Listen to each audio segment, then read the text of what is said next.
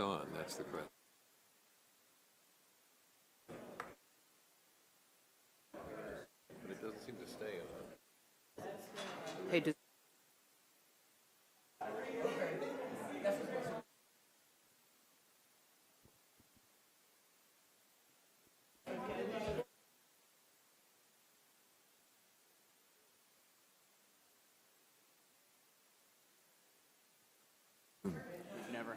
Good morning, everyone. I have just been informed that you have to hold the button down to make the mic work. Apparently, so some of us are going to have very tired fingers, but anyway. Yeah, right. So, thank you all for joining us for today's meeting of the Rules and Bylaws Committee. We saw many of you last night, and some of you, Artie, did you just fly in this morning? Late last night, okay. All right. I'm Jim Roosevelt from the Commonwealth of Massachusetts, along with our co-chair, Mignon Moore, from the District of Columbia, and we serve as co-chairs of the DNC Rules and Bylaws Committee. We appreciate your participation and all that you have done for this committee and for the party throughout the process. The fact that you are here demonstrates that. We hope to adjourn this meeting by 6 p.m. That's the goal. And there are those we know, such as myself, who have to leave somewhat earlier in the afternoon, but we will try to move things along as expeditiously as possible. Before we begin, if you are able, would you stand and join me in the Pledge of Allegiance?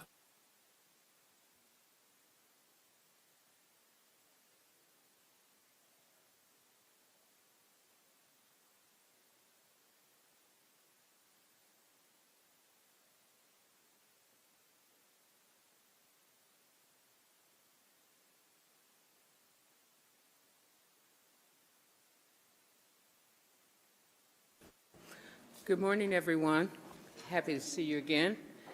The next item on the agenda is to call the roll. I will ask our parliamentarian, Helen McFadden, to call the roll. Thank you, Madam Chairman. Mr. Applebaum. Here. Ms. Blanco. Ms. Brazil. Mr. Brennan. Mr. Burgos has given his proxy to Yvette Lewis. Burgos. Yeah. Ms. Cardona has given her proxy to Mr. Heredia. Mr. Curry. Ms. Daughtry has given her proxy to Ms. Moore.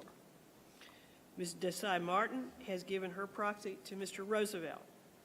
Ms. Dowdell. Mr. Elete has given his proxy to Ms. Brazil. Mo.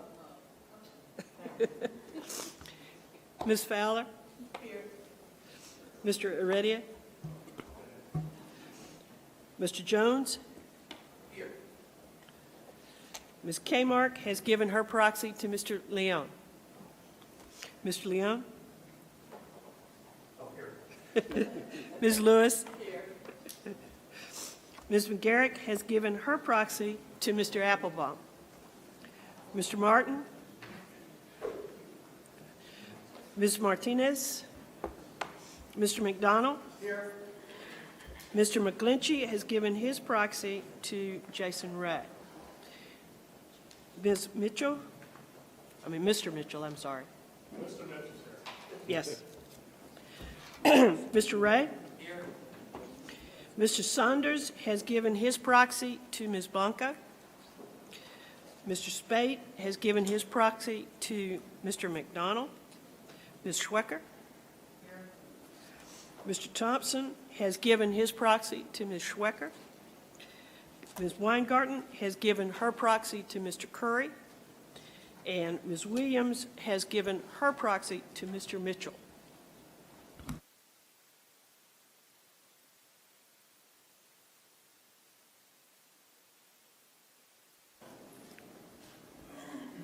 Thank you, Helen. We have a quorum. Per our charter and bylaws, a quorum is constituted by 40% or 14 RBC committee members present in person or by proxy. I also want to take this time to recognize the team who works behind the scenes to make sure our meeting runs smoothly. In addition to Helen, who we are grateful for, very grateful for, we are also grateful for the party affairs staff. Director Veronica Martinez-Roman, to my right here, Advisor Rick Boylan, Deputy Director John Mott, Director of Operations Aaron Bogley, and Special Assistant Jenna Whitaker, as well as our interns Elizabeth Yaga and Layden McDonald. We also owe a big thank you to DNC Legal Counsel Andy Levin, the Secretary's Office, and the DNC leadership, Nick Bauer, Sam Cornell, and Mary Beth Cahill. Our sincere thanks to everyone for helping to make our meetings run smoothly. I'll now turn it back over to our chair has arrived. And as soon as he sits down, Mr. Chair, we hope that you will bring us remarks. Thank you so much. Good morning and welcome.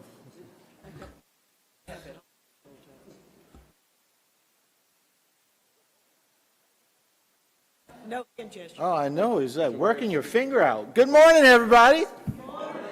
It is amazing to see you all. Hello, Carol.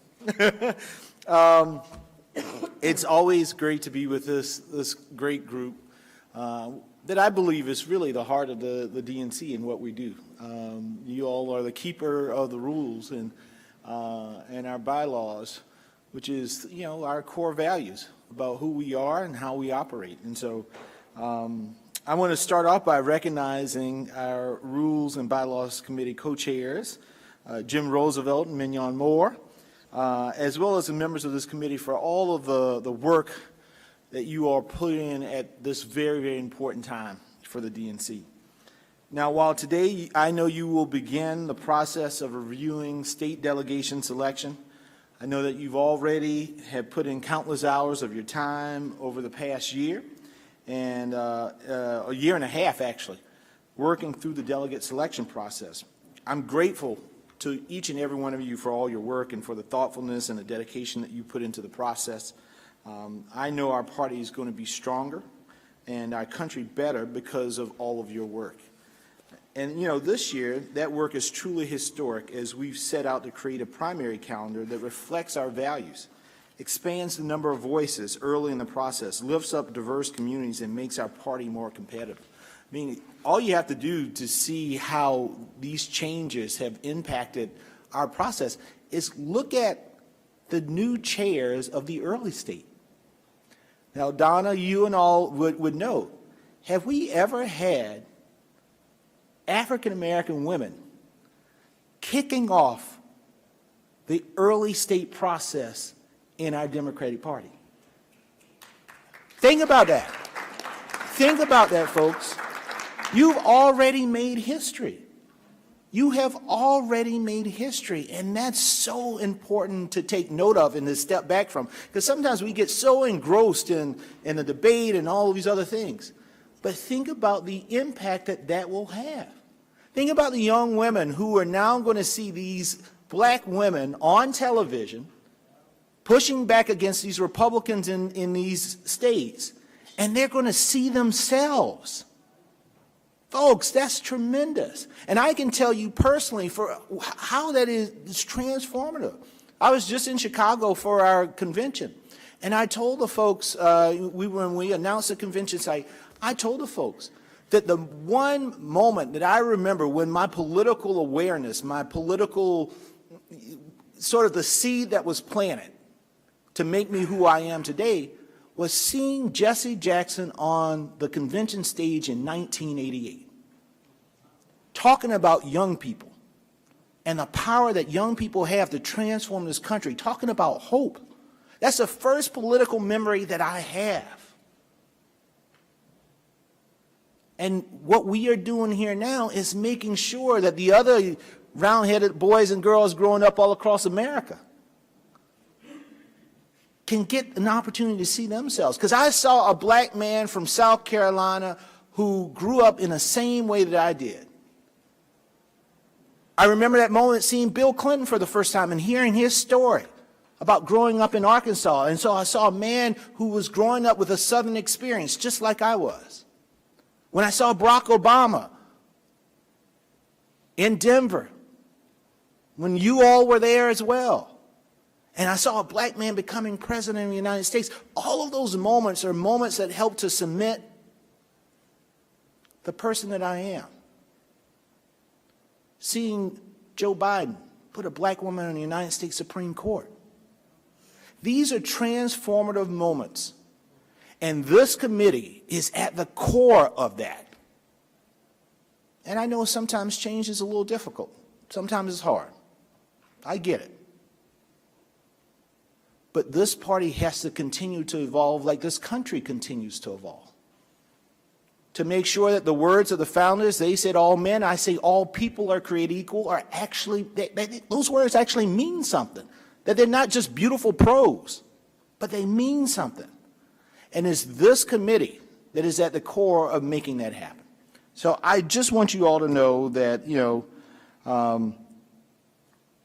I am so grateful for each and every one of you, and grateful for all of the work that you do. I'm so proud of our entire party.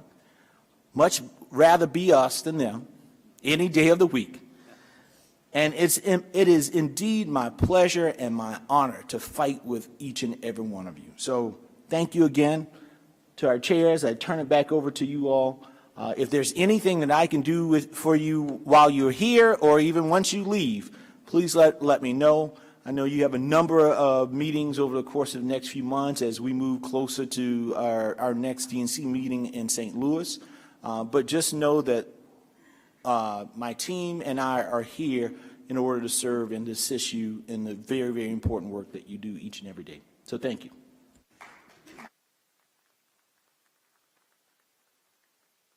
Thank you, Chair, for those inspiring words, and thank you for highlighting what we do. We really appreciate it.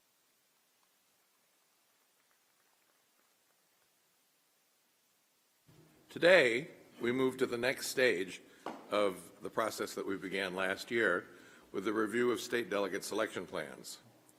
Under the rules we developed, states were to submit their plans by May 3. For states that needed extra time, the co-chairs have the authority to grant extensions to keep the process moving forward. We received 28 delegate selection plans last month by the May 3 deadline. Historically, that's actually a pretty good percentage. We've received 19 additional plans since then. Based on the extension requests that were approved, we expect to receive the 9 remaining plans by our next RBC meeting. In addition to the plans we've just described to you, we also received a delegate selection plan from the Alabama Democratic Party, often referred to as the SDEC. The Alabama SDEC submitted a plan on May 3, but it did not include an attestation from the chair that the plan was approved by the State Committee as required by Regulation 2.2.c.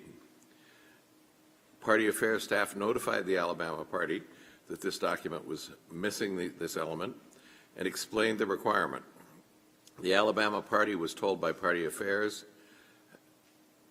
rather the Alabama Party told Party Affairs that they would remit the required documents shortly. On May 12, the SDEC submitted a delegate selection plan to Party Affairs, which included a letter from Chair Randy Kelly stating the plan was approved by the State Party Committee by delegation of authority from me to prepare and submit to the delegate selection plan and affirmative action committee, and with opportunity for review and comment by all members at a workshop specifically devoted to the plan and its contents at the State Party Convention after the 30-day comment period had closed. That's a direct quote. Since receiving this correspondence from the party, Mignon and I have become aware of numerous troubling allegations related to the governance of the Alabama Democratic Party, one of which is that the delegate selection plan was never approved by the State Committee. While there are often issues that need to be corrected in delegate selection plans, failure to approve the plan is not one we often see.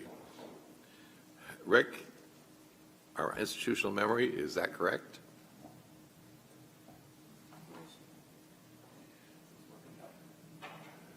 There we go.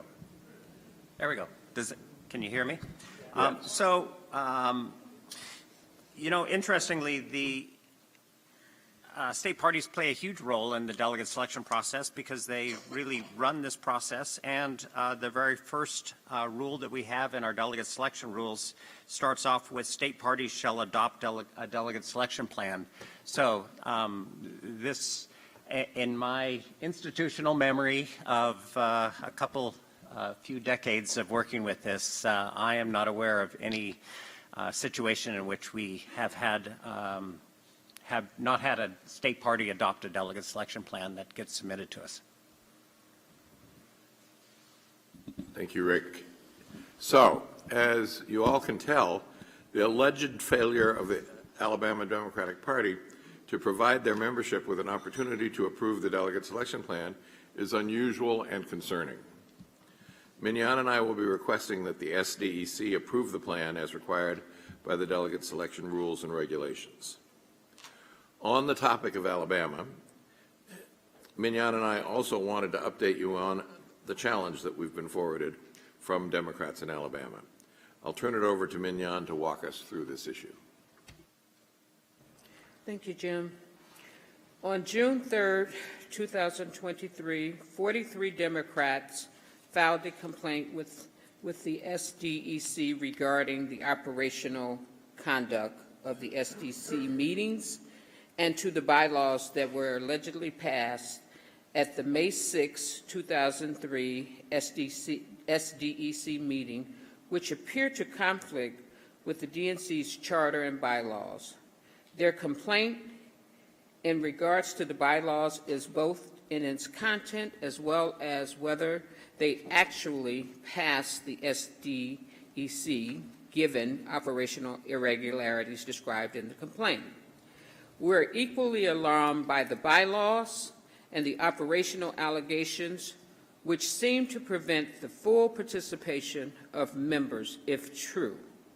While state parties have much latitude in developing their governing documents, their rules must be consistent with the DNC's charter, the bylaws, Robert's Rules of Order, and resolutions or other actions of the National Convention and DNC. It appears that the bylaws allegedly passed at the May 6th meeting would not be consistent with these governing documents. For those who recall the challenge to the election of Alabama's chair and first vice chair in 2018 and 2019, and the resulting state party bylaws amendments, you would see many similarities in the newly proposed bylaws to those that the RBC found non-compliant in 2019. I know that many of you did not experience the lengthy challenge, and before we discuss our next steps with regard to Alabama, I'd like to ask our colleague, Chair Yvette Lewis, to bring us up to speed as she and former RBC member Harold Ickes led the process to bring the Alabama SDEC's bylaws into compliance previously. Yvette, would you like to give us an overview? Sure. Thank you so much, Madam Chair. It was lengthy. Let me begin by saying that. It was a process that started, I think, in February of 2019, if I'm not mistaken, that resulted from a challenge brought by Democrats, similar to what you refer to, where a meeting was conducted, a vote was held, people were left out, and immediately when they were found to be non-compliant with the way everything was conducted, we went into action in February, because what the main thing that was determined as a result of a hearing was the lack of any effective affirmative action plan regarding diversity constituencies other than blacks. So in February, that's when the hearing was held, credentials determined that all of this needed to be redone, and we needed to have all of it completed by May 17th. They should ordering new elections held by May 17th, 2019, but not until new documents were presented and voted on. So Harold Dickey's and I worked very closely with the state party to help them come into compliance. We spent many hours working with them, and one of the things that I did, and I'll flip over to this next page, one of the things that I did was presented them with the document that's in the Maryland Democratic Party bylaws. And I'll read it to you. The Maryland Democratic Party shall have a network of diversity leadership councils for the purpose of conducting constituency outreach, fostering democratic activism and involvement, and community organizing and empowerment. The leadership council shall serve as official representatives of constituencies in Maryland to the Democratic State Central Committee and will work together with other established organizations.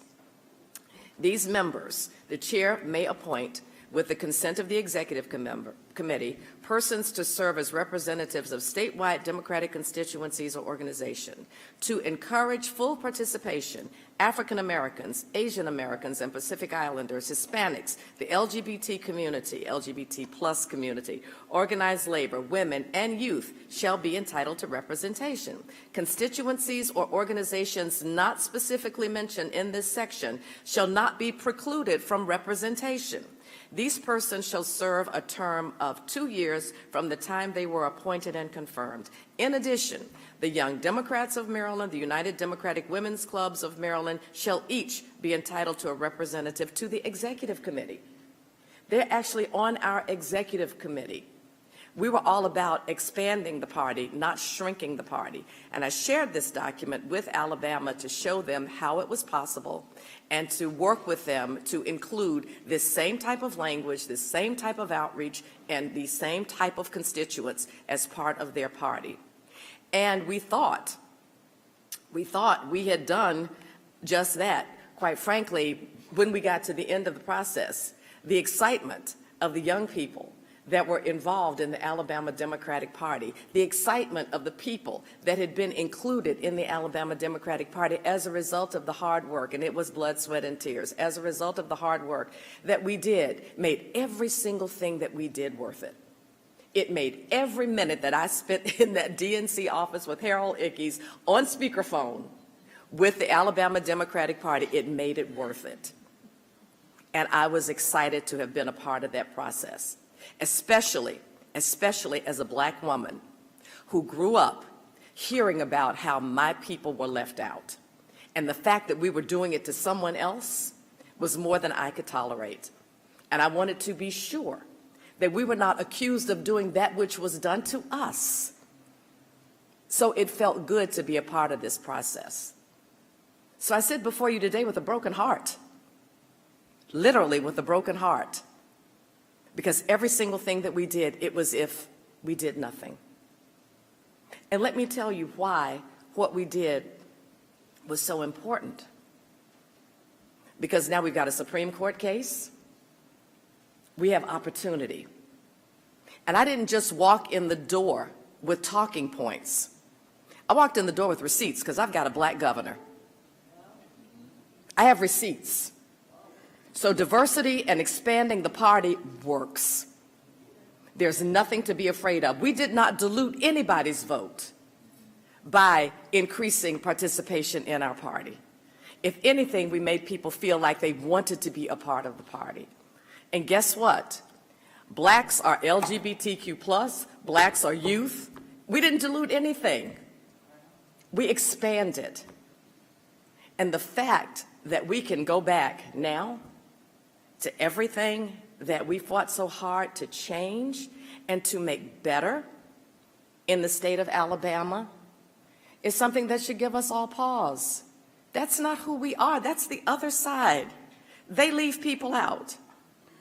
And quite frankly, everyone in this room knows that we are sitting in the majority in the Senate and with a very, very small minority in the House because of young people.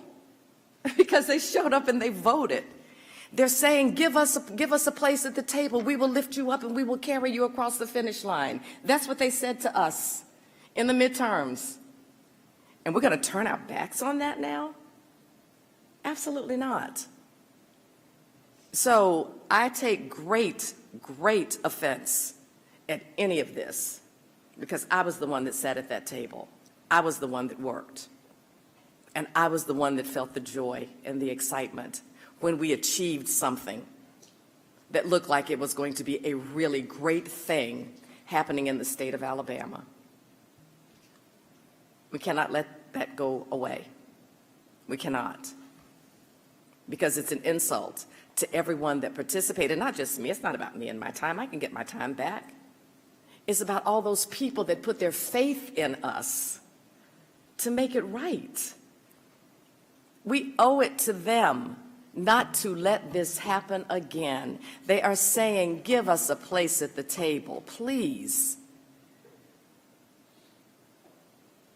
Power is not that important that we sacrifice those that we need the most, those that will help us get to where we need to be.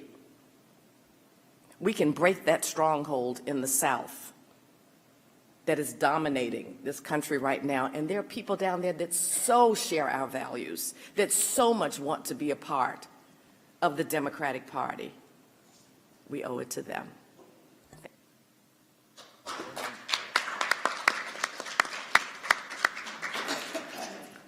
Well, my God. Well, thank you so much.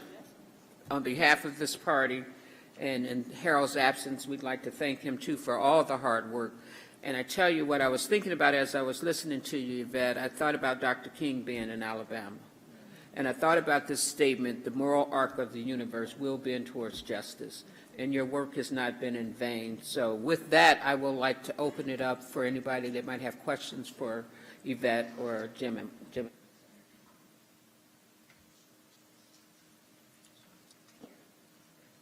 So, Frank?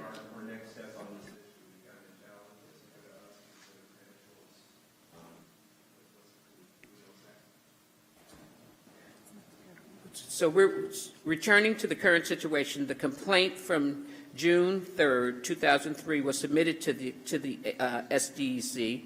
If the SDEC does not take action to resolve it, then the complaint will likely be submitted to the DNC. As a continuation of our work with the SDEC in 2019, Jim and I reached out to Chair Kelly on May 17 to alert him of the allegations and request prompt action be taken. You all have previously received a copy of the letter. In the meantime, Chairman Harris has asked us to monitor the situation, and tomorrow he will discuss a course of action with the Executive Committee should further actions need to be taken. Are there any other questions or comments on Alabama? Again, Chair Yvette, I'd like to thank you for your very, very passionate remarks. So we will keep you updated on the process. I'll turn it back over to my co-chair, Jim. Thank you, Mignon, and again, also thank you, Yvette, for not just passionate, but also very clear and comprehensive, so that we're all on the same page here. As you all know, our review process for delegate selection plans is a lengthy one, a fact I hope you were all aware of when you joined this committee. We began last year by forming the process itself, beginning with a guiding resolution, then continuing through 4 public listening sessions, a robust application process, and nearly countless meetings since then. You might think we're nearing the end of our charge, but no. While our delegate selection rules state that the RBC will act on proposed state delegate selection plans not later than November 15, 2023, acting on the plans is only one step in bringing the plans into full compliance. For any plans found in conditional compliance or non-compliance, Party Affairs staff works closely with each state party to ensure the plan fully complies with our rules. While states have 30 days to correct the omissions and/or deficiencies needed to bring the plan into full compliance, this process sometimes takes longer than that. We try our best to have all of the state plans finalized before the end of the year, but we often find ourselves working on many plans as the next year gets started. In fact, in past cycles, we often have had plans continuing to be finalized in February or later. In 2020, there were 6 plans that were finalized in February and 4 after that. 2012, 8 in January, 1 in February, 1 later. And if anyone's interested, I can continue to go back and give you that history year by year. So a bit of a history lesson for our newer members, but I think it's important for you to have this information as we navigate the year ahead. Before we move into our schedule of plans for today, we want to run through a few other important items. We're going to cover 3 things, 2 of which originated from our review of plans. First, outstanding business on the calendar, then the use of virtual meetings, and finally the selection of delegation chairs. First on the calendar. It's been 4 months since the full body passed our reform proposal, and we are making considerable progress on its implementation. As we all know, there is plenty of work left to do, but as we've discussed with many of you and heard from many of you as well, we're really not surprised by where we are at the moment. 3 of the original 5 waivers we issued have been completed. Those for South Carolina, Nevada, and Michigan are completed, and the dates in each of those states are set.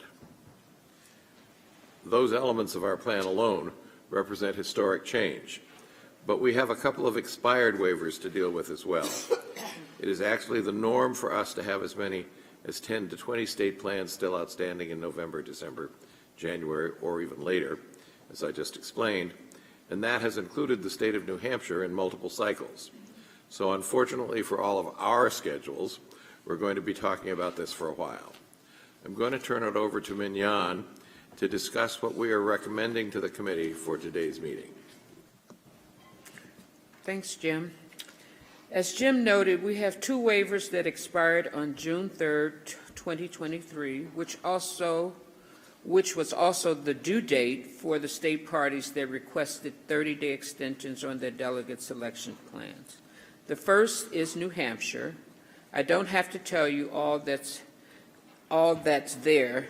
There's some space between us and the folks in state on this. But as we've said all along, the president wanted New Hampshire in the early state lineup. And this committee has long agreed that it is a critical state and should be a part of the mix.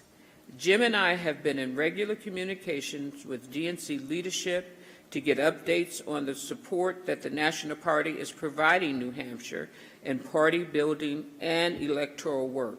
And I'm happy to tell you that we are providing support, whether that's through help with recent special elections or communication staff or on-the-ground GOP candidates. So our approach all along has been to give ourselves, the state party, and the other stakeholders in New Hampshire every opportunity available to work out a solution on this. So in New Hampshire, while we're still far apart, there's no daylight between the parties on whether the state should go early, and we're going to keep working on it. We have a different story in Georgia. After we passed our historic proposal to add Georgia to the early window, Democrats in Georgia, with considerable support from the DNC, launched a multi-front campaign that lasted over 6 months to convince Georgia Republicans to join us in moving the state to the early window. This included aggressive outreach to the Republican elected at all levels of the state government, retired GOP heavyweights, Republicans at every level of the GOP state party. This was not just about politics. Georgia Democrats engaged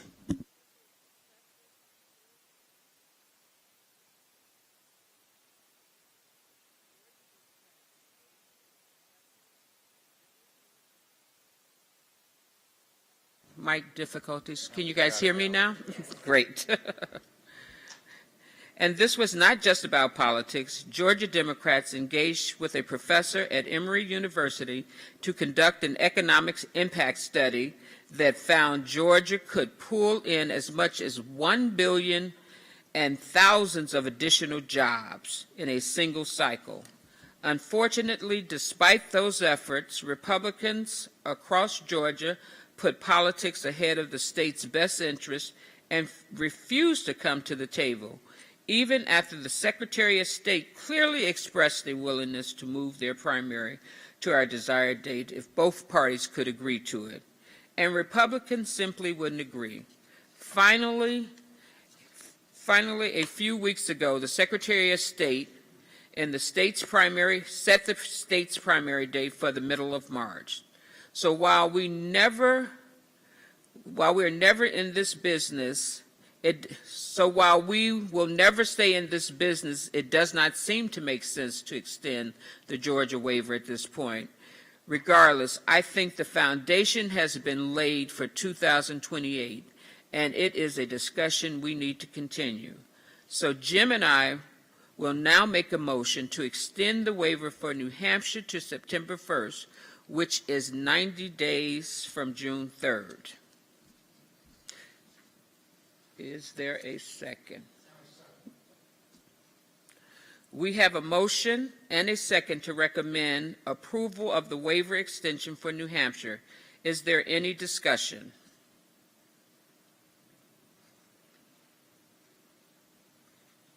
If there is no further discussion or any discussion, we can move to a vote.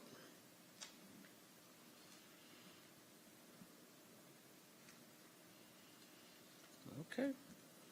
If all in favor? Aye.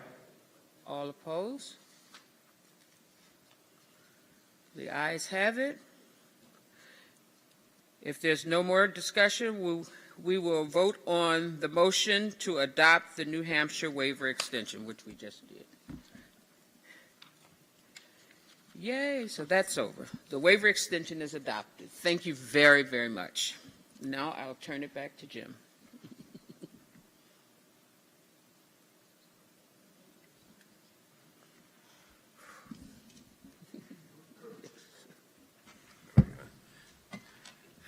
For the next topic, virtual meetings and the use of electronic balloting related to the selection of delegates.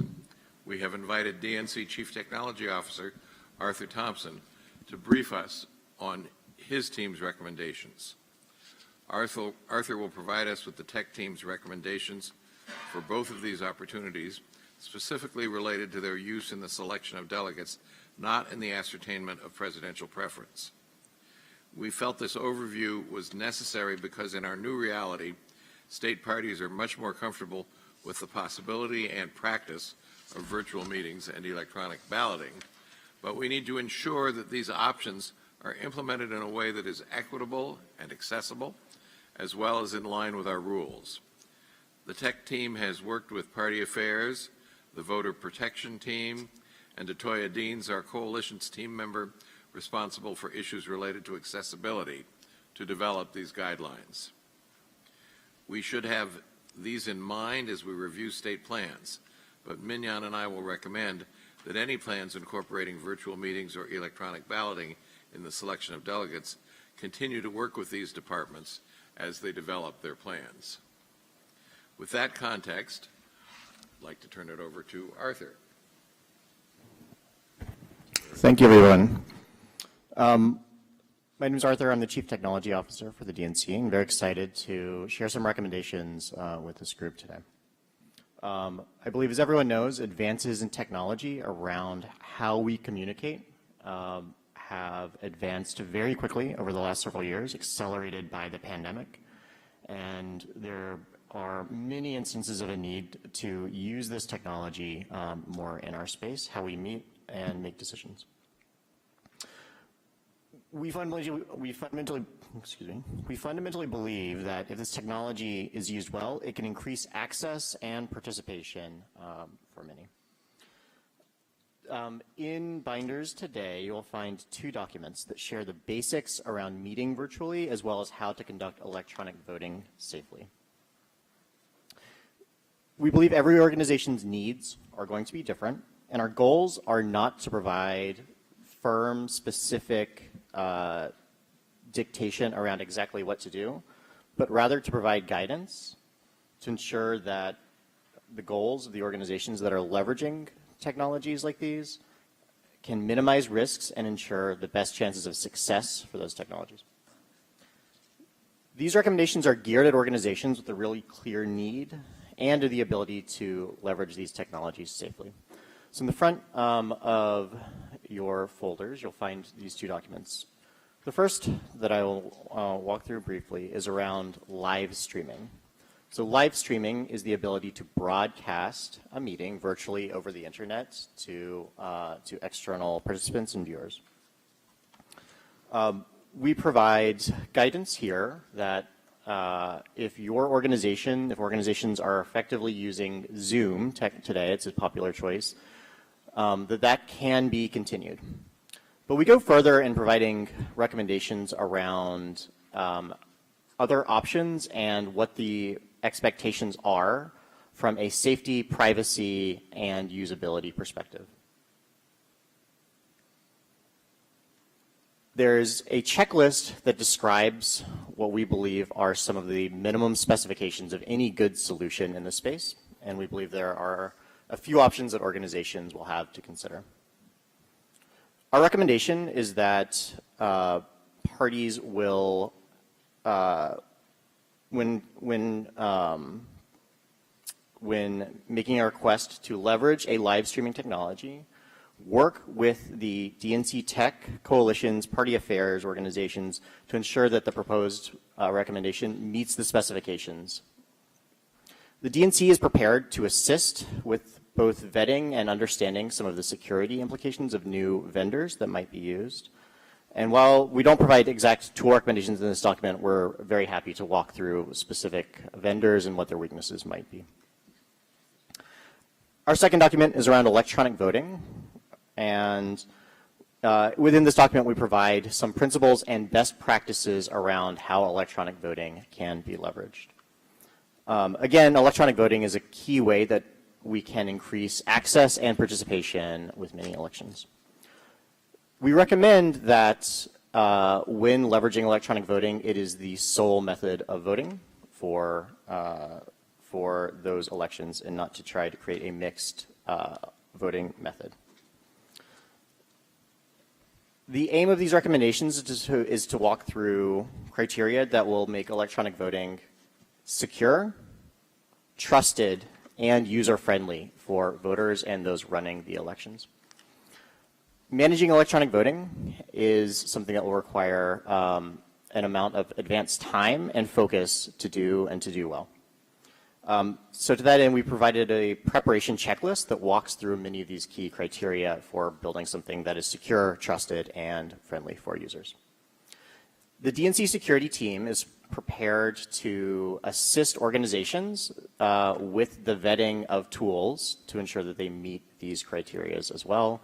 And we ask for those interested to reach out directly so that DNC security can help provide that assistance. With that, we hope that we are able to bring advances that we have, I think, we've all taken advantage of outside of these spaces and bring them more into meetings to, again, increase access and participation for many more. Thank you. Thank you, Arthur. Are there any questions? Questions for Arthur? David.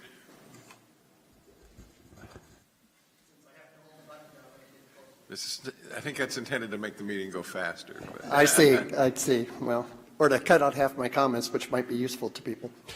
I just really have a question and a comment. The thing that concerns me about the virtual meetings in connection with delegate selection plans is how do we ensure that the voter has actually gotten notice of the meeting? Unlike the mail, where the post office delivers it, maybe they don't open it, but the post office delivers it. there are a number of third-party software devices and institutions that filter mail that goes out electronically. So I think I would suggest one of the guidelines we'd like to look at is what is the proposed method of ensuring that your voters actually got the notice of the meeting, so that we don't end up downstream with a bunch of challenges from 5 or 10 people or whatever saying, I never got a notice for this meeting, and we can't even prove that they got it. This is an area where electronic invitations could actually be a benefit, because there are such things as read receipts or other acknowledgments that can happen in real time that a physical mail solution could not solve. We don't have a firm recommendation around that, but I think that's something we certainly need to take back and to look at some more. And I think that's something that will be a combination of party affairs and technology to really look into. But I think it's a great concern to raise. I think maybe my suggestion is that when staff reviews and the co-chairs follow up on plans that are found in conditional compliance that are using virtual aspects, that staff and the co-chairs make sure that there is a reasonable mechanism for assuring that adequate follow-up was done if people have not gotten an electronic receipt back, or whatever the mechanism is that they're using, that it's not too burdensome for the state parties, but on the other hand, does not require the recipient to realize that their internet service provider may have stopped the mail from ever even getting to their computer, so it's not even going to be in their junk folder, which has happened to me in mail-outs to people that I have dealt with for years on matters, and the stuff never gets to them. It's not that it's in their spam folder. It never gets to them. It's stopped upstream. So we need to. So the comparable old-time method was you mailed something out, and if it didn't get to the recipient, it had a return address, and it came back. That worked about 90% of the time. That the return, if not delivered, is not automatic with email or whatever we call it now. We need to be assured there is some methodology built into the system so that we're notified when something is not delivered, and we might even say not delivered and opened. So you hear the concern, Arthur. Yeah, hear the concern on that. We also don't provide specifications around purely electronic notification around these notes, but there are probably instances we talk about around same day where electronic will be needed and mail will just simply not be available. But I think the good news is there are some solutions here. They're probably not fully complete, but cobbled together, I think we can provide something that can fulfill those criteria. Just thinking about this, there are low-tech solutions like sending out a postcard before you send out the electronic notice, watch for such and such, and if you don't receive it, notify us after you check your spam filter or something like that. As David points out, I did not know until yesterday that there is a spam filter before my own spam filter. And I bet you most people don't know that your internet service provider has their own spam filter. It's probably saved me from a lot of junk, but I didn't know about it. So this will be a work in progress, and something we have in mind because we are committed to everybody getting notice. Any other questions for Arthur? Right, Frank?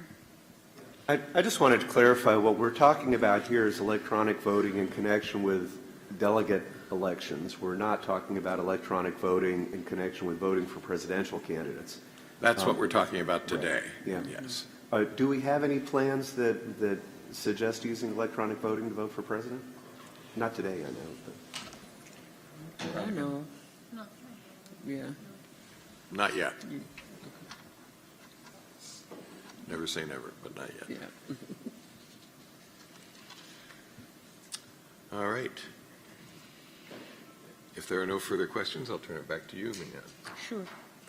Sir, our final issue before we dive into these much-awaited delegate selection plans is an unusual, reoccurring issue that the staff noted for us in several delegate selection plans. Rule 1A4 states that the delegate selection plan must include procedures providing for the selection of the chair of the delegation.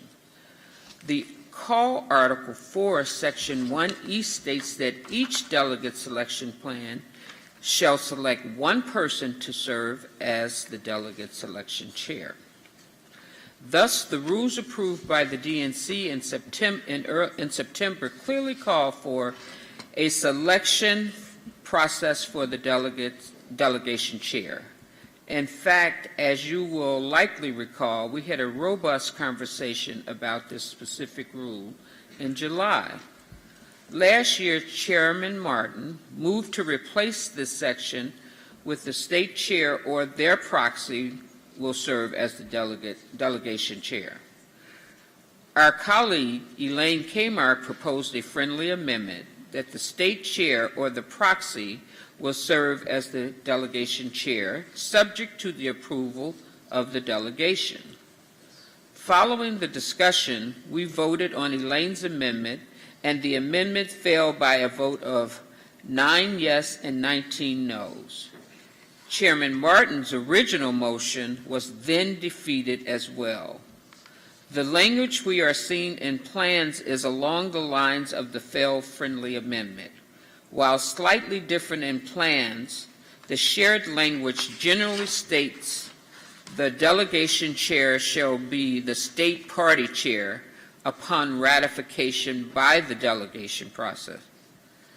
As reflected by our discussion and vote last July, this is not the intent of the rule.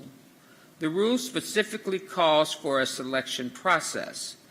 The staff has flagged this for the plans in which this language appeared, and because it was a reoccurring topic, we wanted to raise it for discussion now to come to the agreement on our stance. So I will open this up for discussion. The staff suggests that the plans automatically nominate the chair, but still allow for other candidates and describe the nomination process as allowable. Plans that do not allow for other candidates or do not provide for how one becomes a nominee are not in compliant with Rule 1A4 and call Article 4E. So I will open this up for discussion. I see Mr. Martin has arrived. Yes. Thank you for hosting us, sir. Thank you so much, and welcome to Minnesota, fellow members. And thank you, Madam Chair and Mr. Chair, for raising this issue again. You know, it is obviously state delegation plans have this in here for a reason. Many state parties feel strongly about this. We spent 4 hours yesterday going over convention plans, and I want to remind you the intent of this, which is to make sure that we are acknowledging that the folks who are doing the work of putting together these conventions, which are not only costly affairs for many state parties and our National Party Committee, but take well over a year of planning to put together, are normally the state party chair and their staffs. This is not some sort of grab of power for glory's sake. Frankly, if state party chairs didn't have to do this work, we'd all be better off for it, because we want to focus on our real jobs of electing Democrats up and down the ballot. The reality, though, is I just want to reiterate the point that we made the last time the few state parties left along this august body, unfortunately just 3 of us now, that when we leave to chance who that delegation chair is, we really leave it open to a whole host of challenges for state party leaders in the planning and operationalizing of our convention plans. To make that as seamless as possible and create accountability back to the DNC, the DNCC, the host committee, and I would argue our president and vice president, the best thing to do is to ensure that those responsibilities lay with the people who are tasked with doing this in the first place, your state party chairs. Now, my question for you, and I believe this is true, the call does not prescribe the manner in which someone is selected to this position. It says that there needs to be a selection of someone. It does not prescribe the election or how that occurs. I believe the language that is proposed in many of these NDSPs and the amendment that was offered up before not only complies with the spirit of the language that's in there, it is absent any prescription by this body. It's up to the state parties to decide how that individual is selected, as long as there is a selection. And so I just want to be very clear.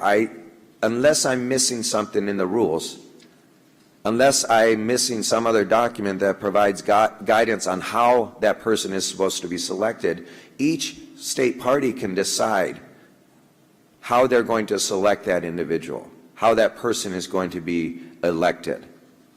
And so I would just ask you, if we're not going to allow this to happen, then we need to be more prescriptive in the language, and we also need to acknowledge, in fact, what we're doing here, which is, taking the people out of planning these conventions, out of one of the most important roles in planning conventions. So thank you for hearing me out. I would ask members again, please listen to state party leaders here. This doesn't have to be adversarial. No state party in their right mind is going to tell their elected officials to jump off a cliff. Every cycle, this will be my 4th convention, I approach my elected officials and I say, what do you want to do? Do you want to raise all the money and plan all the logistics for the convention? And you know what they say? Heck no. I don't want any part of that. The only thing I care about is a roll call. Oh, you want the roll call? You can do the roll call. Guess what? You take that. The reality is I think this body is overreacting in a way that does not meet the practical reality of what's happening on the ground in these state parties. And so I would ask you to reconsider, to listen to state parties on the ground who know, practically speaking, how this rule is impacting our abilities to actually move forward in a unified delegation and do the work we need to. Thank you for hearing me out. Thank you for letting me go on a little bit longer, Mr. Chairman, Madam Chairman, and thank you for being here in Minnesota. Thank you, Ken. Tom, David? I have always agreed that the state party chair probably is the best delegation chair. But this is the very first party election that many people will ever experience. And I think, I don't have my set of rules in front of me, but I'm pretty sure both in the charter and in maybe Rule 5, we talk about needing to provide equal opportunity to run for party office, to have adequate advance notice of how to run, and so on and so forth. And I think that should apply to the very first time people come in and see us choose a leader. They need to experience that, and I think that is the rule foundation. Second, I don't think I saw the staff evaluations, which first I want to note that in the case of Michigan, they weren't asked to provide any additional information the way that Minnesota and Oklahoma were. And I assume that was an oversight. But second, my first reaction is I don't object to the concept of the chair being the official, being presumptively nominated. That makes a certain amount of sense. But I do worry a little bit that that's a little like having a slate card or something else that says this person has an edge in the balloting. And that has been my problem with the ratification process, is it creates a presumption in a process which is different. I don't want to repeat the 4-hour argument, but that is both my concern and also my response to whether there is something in the rules that says how this should be done. If I could just comment. Oh, sure, Jim, Oh, yeah, please. No, let Stuart go first. Okay, Stuart, I'm sorry.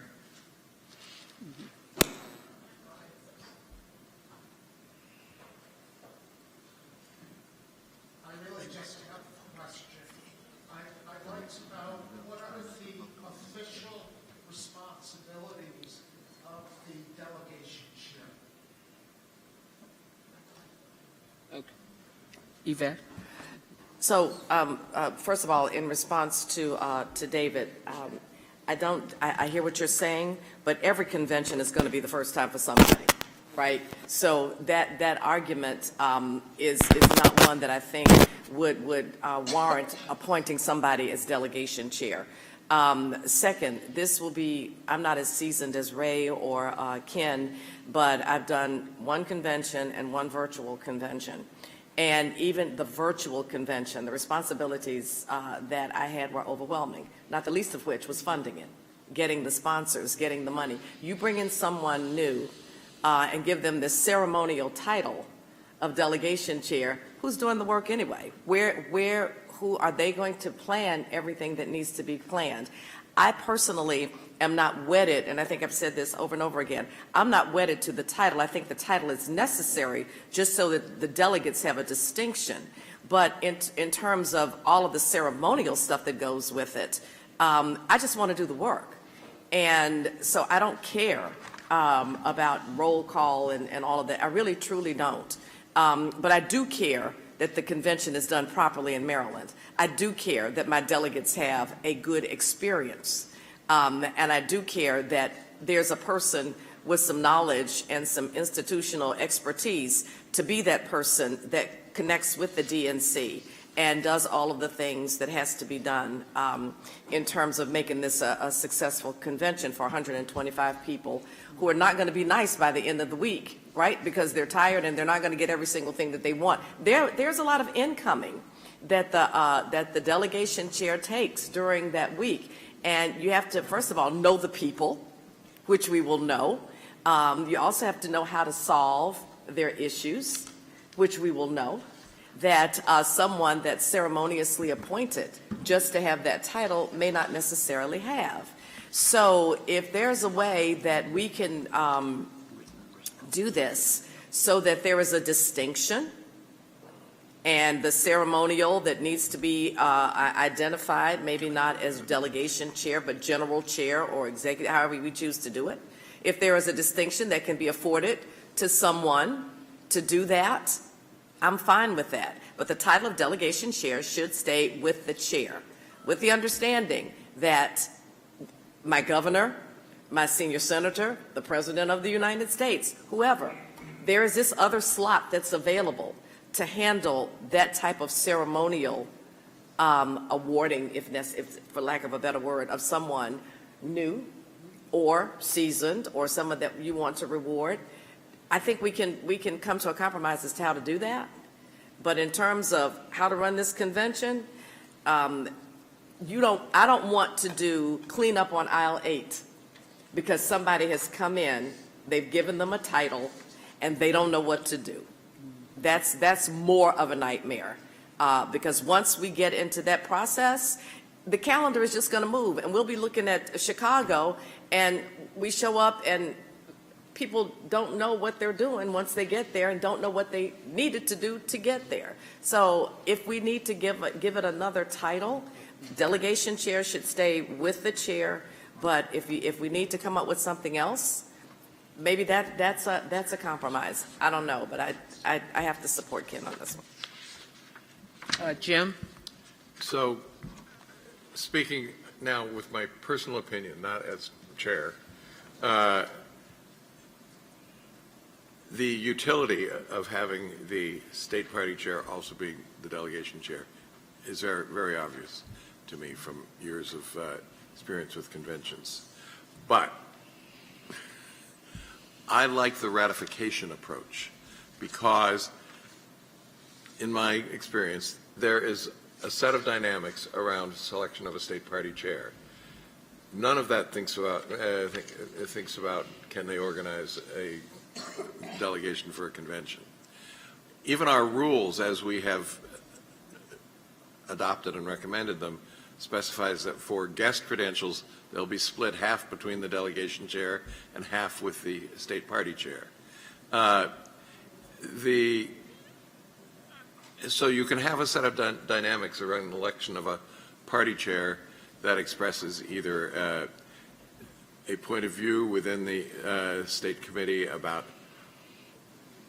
what priorities should exist for the state party, when you get to the delegation, that may be consistent, but it may not be.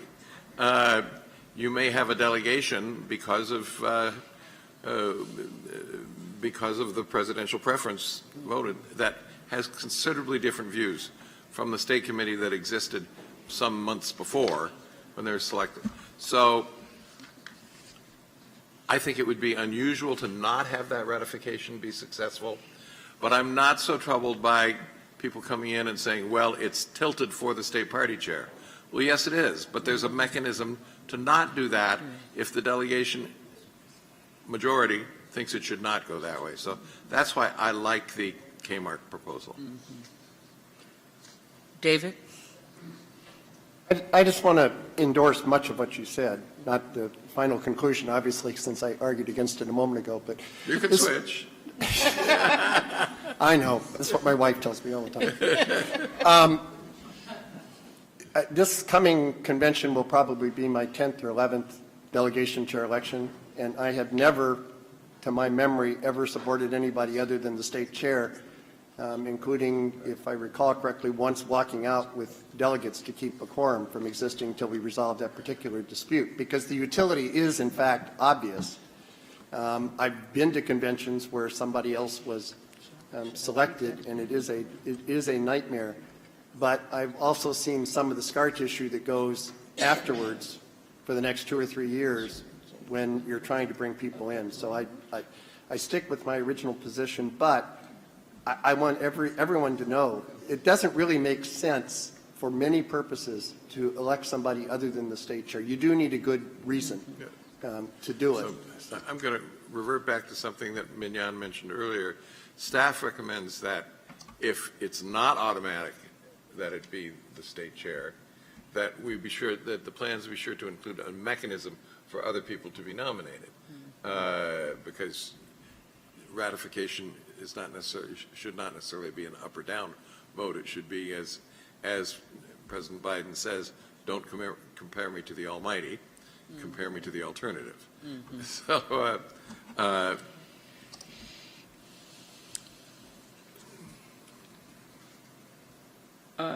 Artie, did you have your hand up?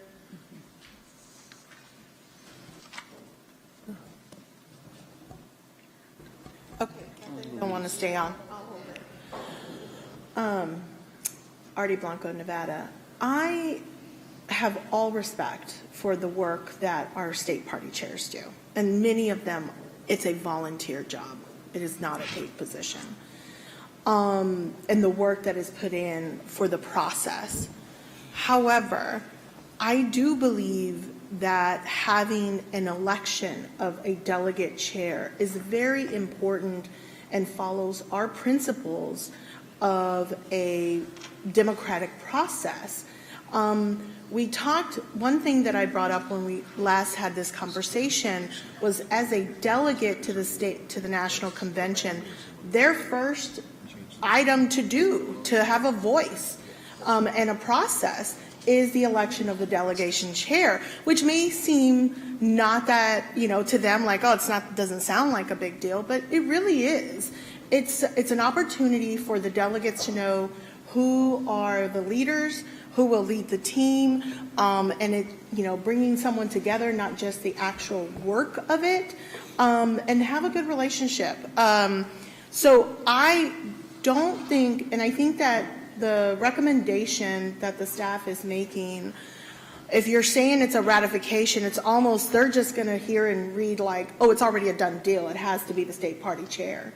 And my concern is we are a democratic organization. We believe in people having voices and giving that voice to those delegates that have just been elected. This is their first role, their first step in determining what their delegation will look like going to the convention. So again, I have all the respect for state party chairs of what they give up to do this work. They are the backbone of our party. But at the end of the day, I really feel strongly that we should keep it the way the process is, and that there is an election process for delegation chair. Thank you, Artie. Luis? Luis de Arizona. I've had the privilege and to serve as executive director of the party and planning for a convention, as well as being a staffer for members of Congress.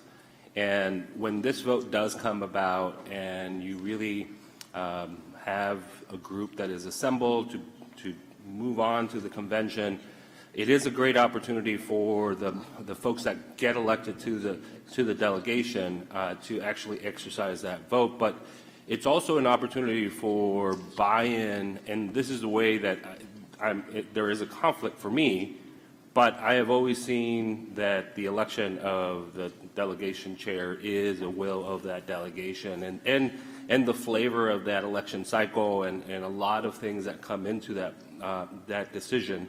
So I don't think it should be a conflict. I know in some states it has been a conflict, but I do strongly believe in the election of the delegates that are assembled that day, that include elected officials from the state to participate. It should not be automatic or a presumption of the state party chair. Sometimes that will be the end decision. It is a collective of the party leaders that are assembled that afternoon, and there's a lot of things that weigh into this decision.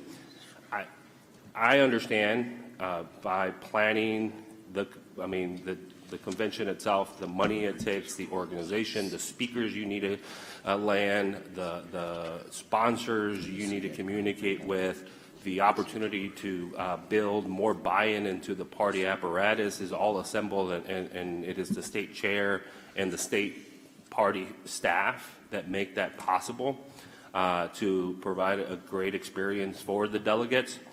But it's also a lot of other buy-in from our party leaders that are elected that get to participate in this process. So I really believe it's beyond the state party role in my experience, both as an executive director, but also as somebody that's trying to build a great experience for that delegation. It's necessary for the buy-in and to keep, especially, let me just share in 16, for example, whipping votes. That is a political process. There were a lot of decisions that were being placed on the convention floor, and there were political decisions that needed to be made in that whipping of those votes, and it either resolved into advocating some elected officials to persuade other folks to kind of settle. There were, our delegation had a split, and there were some rowdy or really spirited activists that were delegates that wanted to make a point in the floor. It was a political process to try to get them to, provide a better experience for everyone, and it really required a delegation to be unified towards the end, and we worked a lot on that process, especially in 16. So I think the election of the chair is a function of that political process. Thank you. Carol? I think what I have is a couple of questions. When we say each delegation shall select, that's not the same as each delegation shall elect, right? So a method could be put into this for the delegation to select rather for something other than an election by the delegation, right?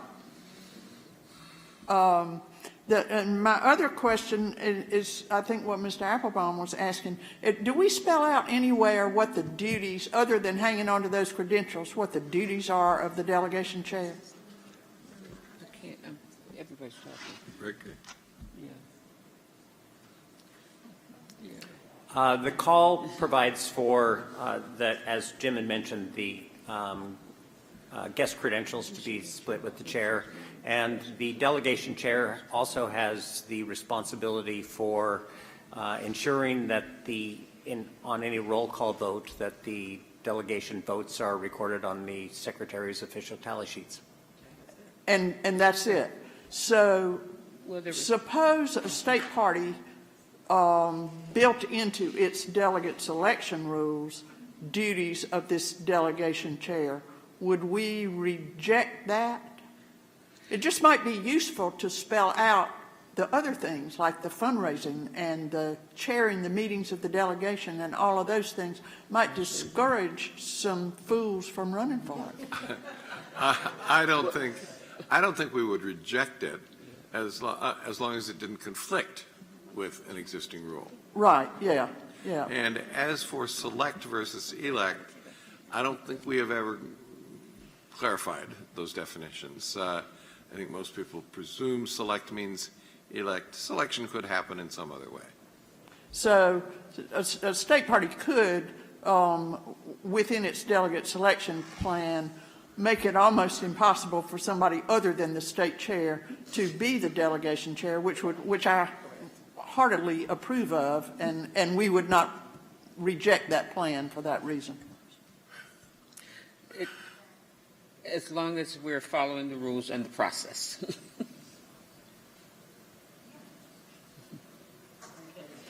Yvette, and then Chevron and Jason. Oh, your thing was up. Okay. Oh, I'm sorry. I'm sorry, Donna. We didn't see you, but can we do Chevron, Jason, then Donna, please? Thank you. Artie has her hand up again. Thank you so much, Madam Chair. Chevron Jones from Florida. For the individuals like myself who do not have the institutional knowledge of what's happening right now, can someone just give me the Cliff Notes version of what's happening right now in this moment, just to ensure to make an informed decision? And because as I was listening to people, I'm trying to piecemeal everything together, but I'd rather not suffer in silence and rather ask for clarity. We're going to let Veronica do that because she's looked at most of the plans and she's the one that flagged this for us. Thank you. So as you'll see on the screen, there's a reference in the call to the delegation chair. It requires that the national delegation select one person to serve as delegation chair. And this is the person that Party Affairs and the Secretary's office interacts with during the process of working together with the delegation. Oftentimes this is the state party chair, but it's not automatically the state party chair. We also work closely with the state party chair, as you can imagine, in actually executing the convention as well. Historically, the delegation chair can oftentimes be someone besides the state party chair. This is something that I know presidential campaigns feel particularly strongly about and need to be included in these determinations. And furthermore, the delegates deserve to be a part of those conversations because it is their delegation and they are selecting their delegation chair. It's not the state party. And so because this language says select one person to serve as delegation chair, we've seen some state party plans come in that say that the chair will be the state party chair, subject to ratification by the delegates. What we're asking for in the staff evaluation is that state parties have a process to allow other individuals to run for this as well. They're welcome to automatically nominate a state party chair. There's language there that we didn't flag to that end. There just needs, we felt that based on the selection process, there needs to be an opportunity for other individuals to run for that and know how to run for it. It doesn't mean that they will or that they'll be inspired to, but that information be included in the delegate selection plan. And so that's why we're suggesting plans that automatically nominate the chair but still allow for other candidates and describe the nomination process are allowable. But we flagged plans that do not allow for other candidates or don't provide for how one becomes a nominee as non-compliant because it's not a full process. Jason? Thank you, Madam Co-Chair. I'm going to just second what Artie and Luis have said, and I actually will encourage us as a body. I would hope that as we do this process again in 2026, that we change the word select to elect at that point in time to make sure that we are being clear, because I don't think there should be a presumption, and I fully recognize and support the role that our state party chairs play in helping plan and execute their state party events at convention. But I fully believe that it is the delegation itself that should have the right to elect the individual that will represent them as a delegation at the convention. And I also think with that, then, as Veronica just mentioned, I think it's important to recognize that the presidential candidates should have a right to also have a say in who is leading that delegation from a certain state party. Yes, it will be the delegates that will elect, but it should be up to those delegates from that state to choose who will represent them as their delegation chair. And I think any presumption or just simple ratification of being the state party chair isn't the route to go, that we need to open that process up to allow the delegation to decide who has a say in representing them as their leader leading into the convention. Thank you, Jason. Mr. Brazil? I feel, since you came to me almost last, that's okay. Artie and just recently Ray, they have really summed up what I believe to be perhaps the best possible route. To all of my colleagues on this committee, especially the state chairs, I clearly understand your role, the function you play, the leadership you provide, but I also believe that if we are going to be the party of the people and stand behind the principles of we the people, for the people, then we should allow those delegates coming sometime, first time, maybe like me, the 11th time, give them an opportunity to have a say. To say to Yvette and to Ken and to Susan and others, thank you for the tremendous job that you've done, for opening this door, for giving me a seat at the table. And damn it, you better represent me and be my voice when we gather in Chicago. But then on the other hand, this is an opportunity to say, wow, there's this emerging person, this person that perhaps my nominee would like to see lead this delegation. This gives us an opportunity, I think, to ratify, reaffirm, strengthen the existing leadership, but also an opportunity to see how much or see how we can expand and go forward. So I know that state party leaders would like to, because you do the yeoman, you do most of the work, but I like to support where we are and give the people an opportunity and give this party a recognition that says we trust the people. I know trust is a very hard commodity to come by today in American politics, but somehow or another, that young girl who dreamed in 1976 of being a campaign manager, became a campaign manager, and then became party chair, still believed that the people should ultimately have the voice in this process. So I stand by the existing language, and hopefully, if we have to change it, Ray, Jason, in 2028 for that cycle, which starts in 2 years, then we will make that happen. Thank you, Mr. Brazil. I have Frank, Artie, Ray, I think Yvette, and then we will try to land this plane. So I don't think frankly, I'm from D.C., I don't think we're suggesting changing the language that's in the delegate selection rules and the call, and certainly would not want to do that at this stage. So the question is, what does each delegation shall select one person to serve as delegation chair mean, and how broad is that? And if you look at the comments on the Minnesota plan, it states, as Veronica, I think, very clearly said, the state party chair can automatically be a nominee for the position of delegation chair, but the state party chair cannot automatically be the delegation chair. I think that's a reasonable interpretation. I'm not sure why we're still discussing it. Mm-hmm. You know, we're a diverse party with diverse voices. I'm sorry, Yvette asked me to read it again. It's Please. In the comments that you have on the Minnesota plan, and it states, the delegation chair should be selected by a quorum of the state's national convention delegates. The state party chair can automatically be a nominee for the position of delegation chair, but the state party chair cannot automatically be the delegation chair. Mm-hmm. That was the staff's comments, and I think it makes sense. Mm-hmm. Thank you for reading that, Frank. Artie, then Ray. Thank you, Artie Blanco, Nevada. Just to kind of, that I was actually going to go to a technical question too. Hearing from Veronica about mini state plans, will we address this plan by plan and have this conversation? So at this moment, we are speaking specifically on Minnesota's plan. Is that? No. I didn't think we started No. yet. No. Okay, I was wondering. No. So I wanted to ask too if we can maybe during the break or something get information of how many states are we talking about, unless that's already been provided, and I apologize if I haven't seen it. But when you said that there's plans that are different, you flagged, I'd love to see that list so that we can kind of be prepared as we listen to their plan drafts. So each staff evaluation will include that, along with our recommendation that, again, as state party chair, could be automatically nominated, but there needs to be a process for other individuals as well. We'll flag it for each of them. I believe it's Minnesota, Michigan, Oklahoma, and potentially one more, but in each staff evaluation, as we go into each plan, we'll discuss it. Ray? Ray Curry, Michigan.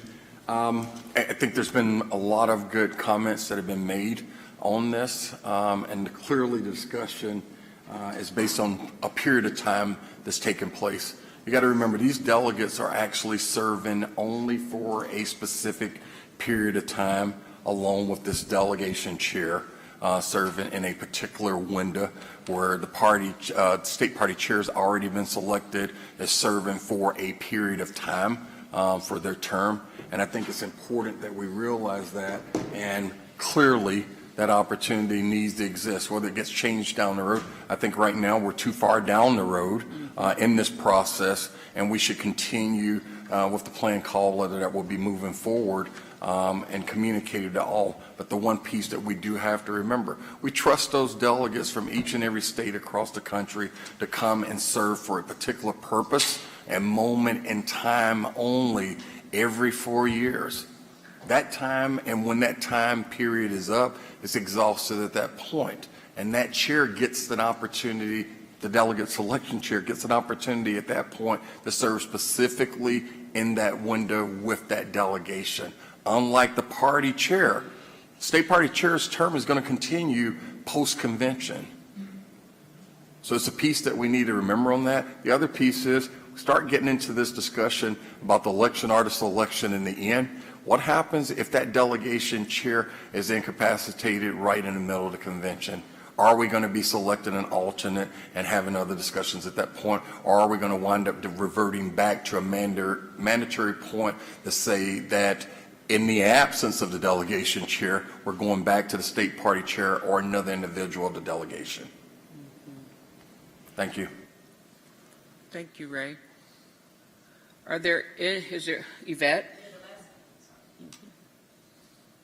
If, then what I would suggest, if this is, going to be as is, then I think there needs to be a clear understanding of what the responsibilities are of the delegation chair and the state party chair if they're going to be separate. I think that distinction needs to be made because if the delegation chair is coming in to be ceremonial, control credentials and read a number, how is that serving the delegation? And what does that mean for what the state party chair does? Are we not allowed to make decisions or do anything without the approval of the delegation chair? So I just think all of that needs to be spelled out so that we're clear, so that I wouldn't have any misunderstanding if, some young person off the street decided that they wanted to be delegation chair and somehow they were elected or selected or whatever term we're using. What does that mean for the role of the state party chair? How much authority do we have in terms of decisions that are made for our delegation? And I say that because we had a situation like that during the virtual convention.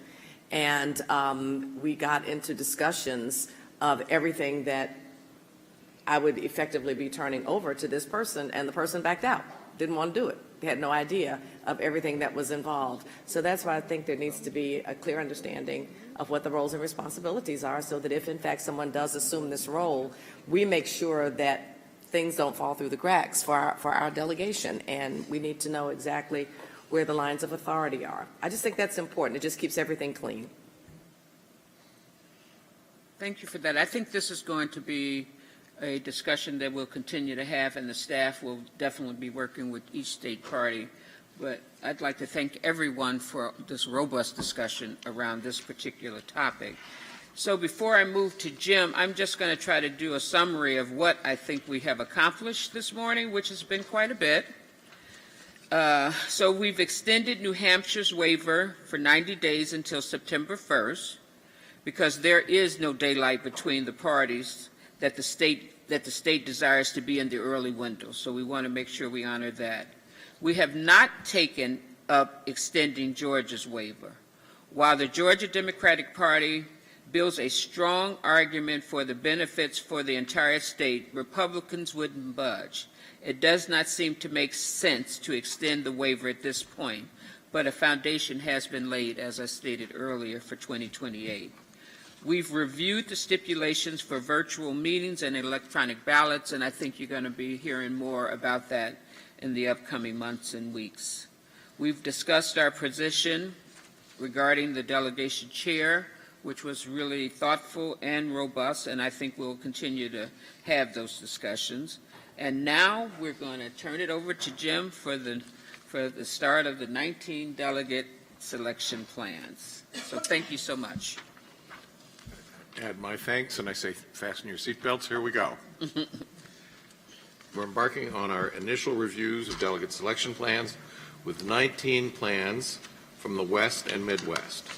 We will take on the southern and eastern regions, as well as any other follow-up required at our meetings on July 28 and 29 and September 8 and 9. The plans we take up today have gone through a review process by the Party Affairs staff to ensure the plans comply with the requirements of the rules, the call, and the regulations. Additionally, the voter protection staff has reviewed the plans. Jake Kenswell, Deputy Director of Civic Engagement and Voter Protection at the DNC, is joining us today to address any questions anyone here on the committee may have. As those of you who were involved with the process last cycle may remember, the DNC's technology department provided an analysis of the Democratic electorate in each state. Because this analysis was very helpful to state parties in establishing their representation goals, our friends in the DNC's technology department have provided assistance with demographics once again. As a reminder, these goals are intended to reflect the Democratic electorate in each state. That's something that often gets lost in the discussion with those who are not as deeply involved in this as we are. Those goals reflect the Democratic electorate, not the overall demography. While we always want to see that number growing, some plans may have goals lower than previous years because of changes in the Democratic electorate. Now, I think we are ready to tackle the business before us, the review of 19 state delegate selection plans. In your binders, you have an agenda which lists states in the order that we'll review them. You will see blue pages separating each state. Following the blue page is the staff summary of findings, followed by a 4-page synopsis of the state's process and allocation of delegates, alternates, standing committee members, and presidential electors. The last document is the staff evaluation of the plan, which goes section by section through the plan. Staff has provided both the summaries of findings and the staff evaluations to state parties so that they are aware of what you are reviewing today. In some cases, the state party has already provided corrections and updated information that the staff will advise us about today when they present their review of the plan for us. The staff summaries that we'll be reviewing today typically note a number of issues that staff has identified as needing to be flagged for this committee and will need to be addressed before a state's plan can be found in full compliance. These issues include, for example, the need for more complete explanations of particular aspects of a state's process, potential discrepancies with state law or our delegate selection rules, and simple clerical errors and missing attachments. The purpose of asking for this additional information and detail is so that staff can properly review this material and help the committee in its final analysis of the state's plan. So we will start by asking staff to summarize each plan, raise the pertinent issues from their summary of findings, and provide a staff recommendation as to the status of the plan. Once the staff has done that, we will open the floor to questions and discussion by RBC members only. Each state chair and executive director whose plan is being considered has been notified. If they are with us today, we will give them an opportunity to speak or have another state party representative speak on their behalf when their plan is considered. The co-chairs will recognize the state party representative to speak should a specific question arise. After the presentation, the co-chairs will entertain a motion to find the plan either in compliance, conditional compliance, or non-compliance, and recognize members for discussion. And just to refresh everybody on the options available, full compliance means the plan complies with the requirements of the rules, the call, and the regulations. Conditional compliance means the plan complies with the spirit and generally with the substance of the rules, the call, and the regulations, but has deficiencies and is missing certain documentation or is pending the RBC's approval of waiver requests from specific rules. And non-compliance means the plan is deficient in some material respect and does not meet the requirement of the rules, the call, and the regulations. Following today's meeting, each state party will be provided a specific list of recommendations required to correct the deficiencies or omissions in their plan. If a state plan were to be found in non-compliance, that would not be the end of our process. The state party would then have 30 days to correct the deficiencies and resubmit its plan to the committee, and staff and the co-chairs will continue to work with the state party to bring the plan into full compliance. For plans found in conditional compliance, once a plan is resubmitted and found to address the points required in the recommendations, it will automatically move to full compliance without further action by the RBC, unless the committee specifically asks to take another look at the plan first. Staff can also refer a plan back to the RBC for another review before it is moved to full compliance. Does anyone have any questions about our process and procedures? All right, I will turn it back to Co-Chair Moore for the first plan. Thank you, Jim.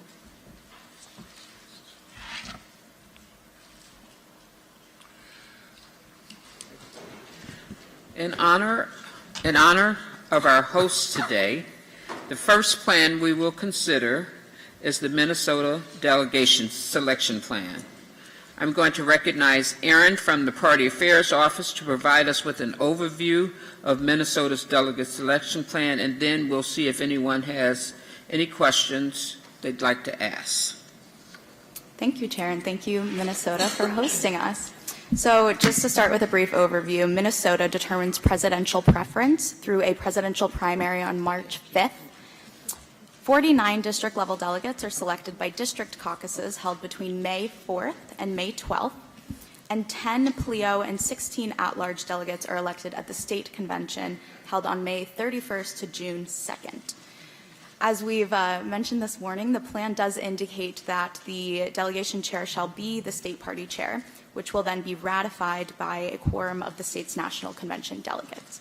This is in conflict with Article 4 of the call, which states that the delegation chair should be selected by a quorum of national delegates. So the state party has asked that the party do include information that explains how other candidates can be nominated for delegation chair as well. So staff, like I said, suggests that plans that automatically nominate the chair but still allow for other candidates and describe the nominating process are allowable. That being said, plans that do not allow for other candidates or do not provide for how one becomes a nominee are not compliant with Rule 1A4 and Article 4E. With all of that being said, the plan does comply with the spirit and general substance of the rules, the calls, and the regulations, but does have certain deficiencies or omissions. So the staff recommends that the plan be found in conditional compliance today.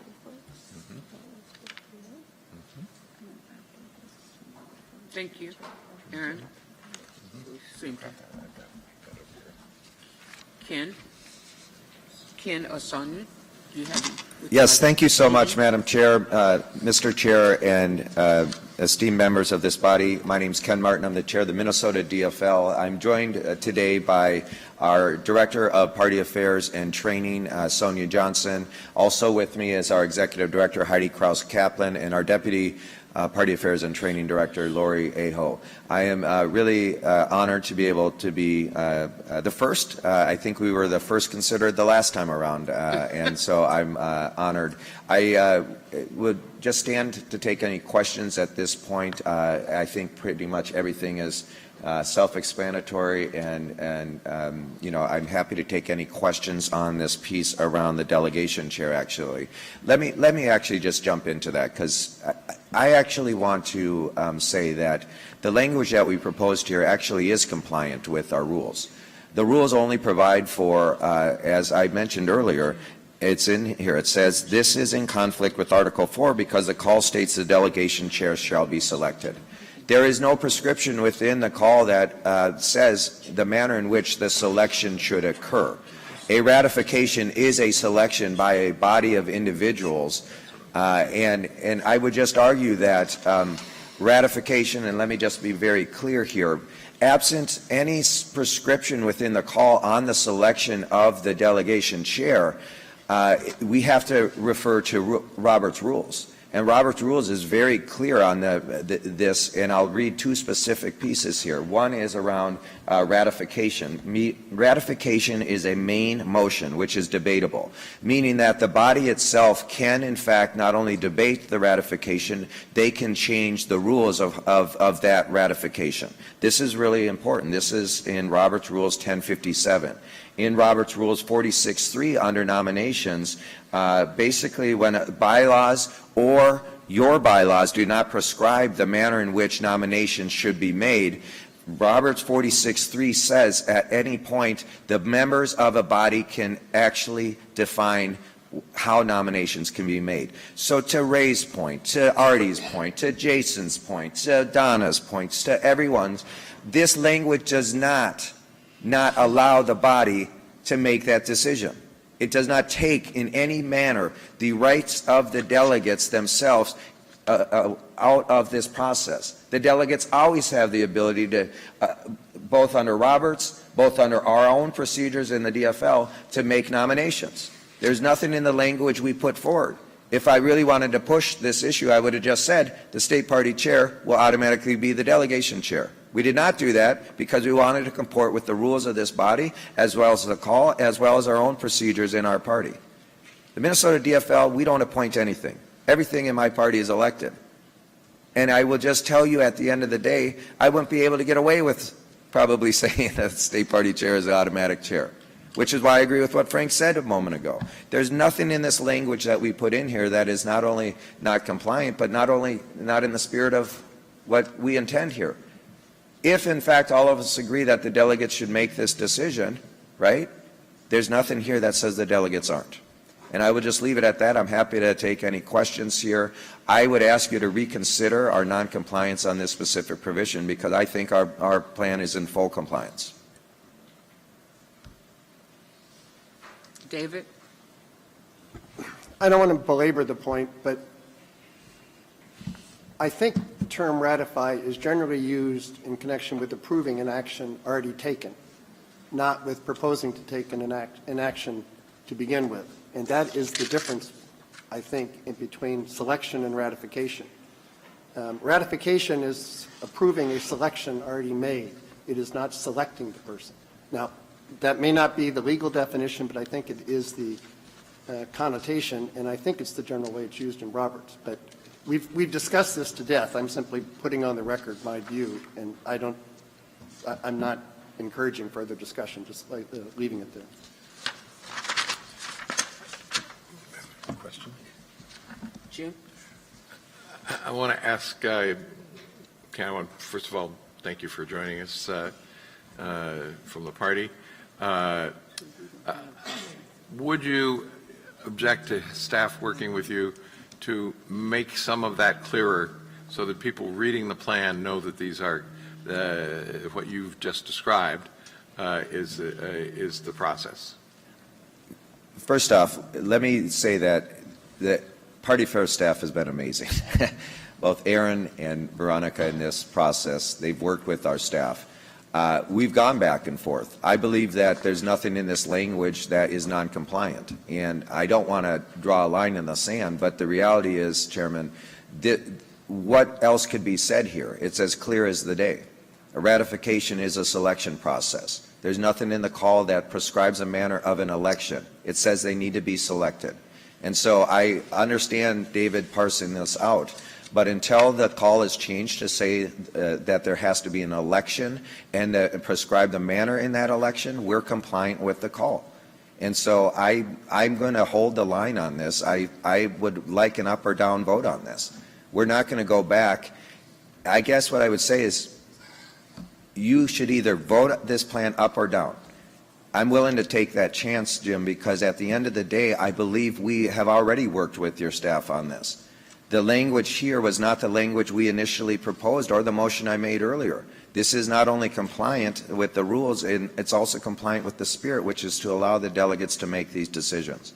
The reality is here, the call does not prescribe for an election. It prescribes for a selection. A ratification is a selection by the body of the delegates themselves. So I guess the answer is no. So are you calling for a vote or? No, wait, Artie? I'm sorry. Go ahead. I'd like to ask what would happen if the delegates vote not to ratify? The delegates not to ratify? Then presumably or what they're saying at that point is we want more people nominated, right? And under this process, as I mentioned, the delegates have that ability because it's a debatable motion, and then also because the manner of nominations is not prescribed, they can prescribe that under Robert's Rules 10 points or 46.3. So the reality is that they would always have the ability to say, we don't want X person to be ratified. We want to nominate another individual. There's nothing that automatically ensures under this language that I would become the delegation chair. Essentially what it's saying is what Frank's saying, that I am automatically put into nomination, right? And that if there are other nominees that want to be considered, there is a way for that to happen in this process. I think we're actually in violent agreement here. It's a question of how we express it. I really think that's what.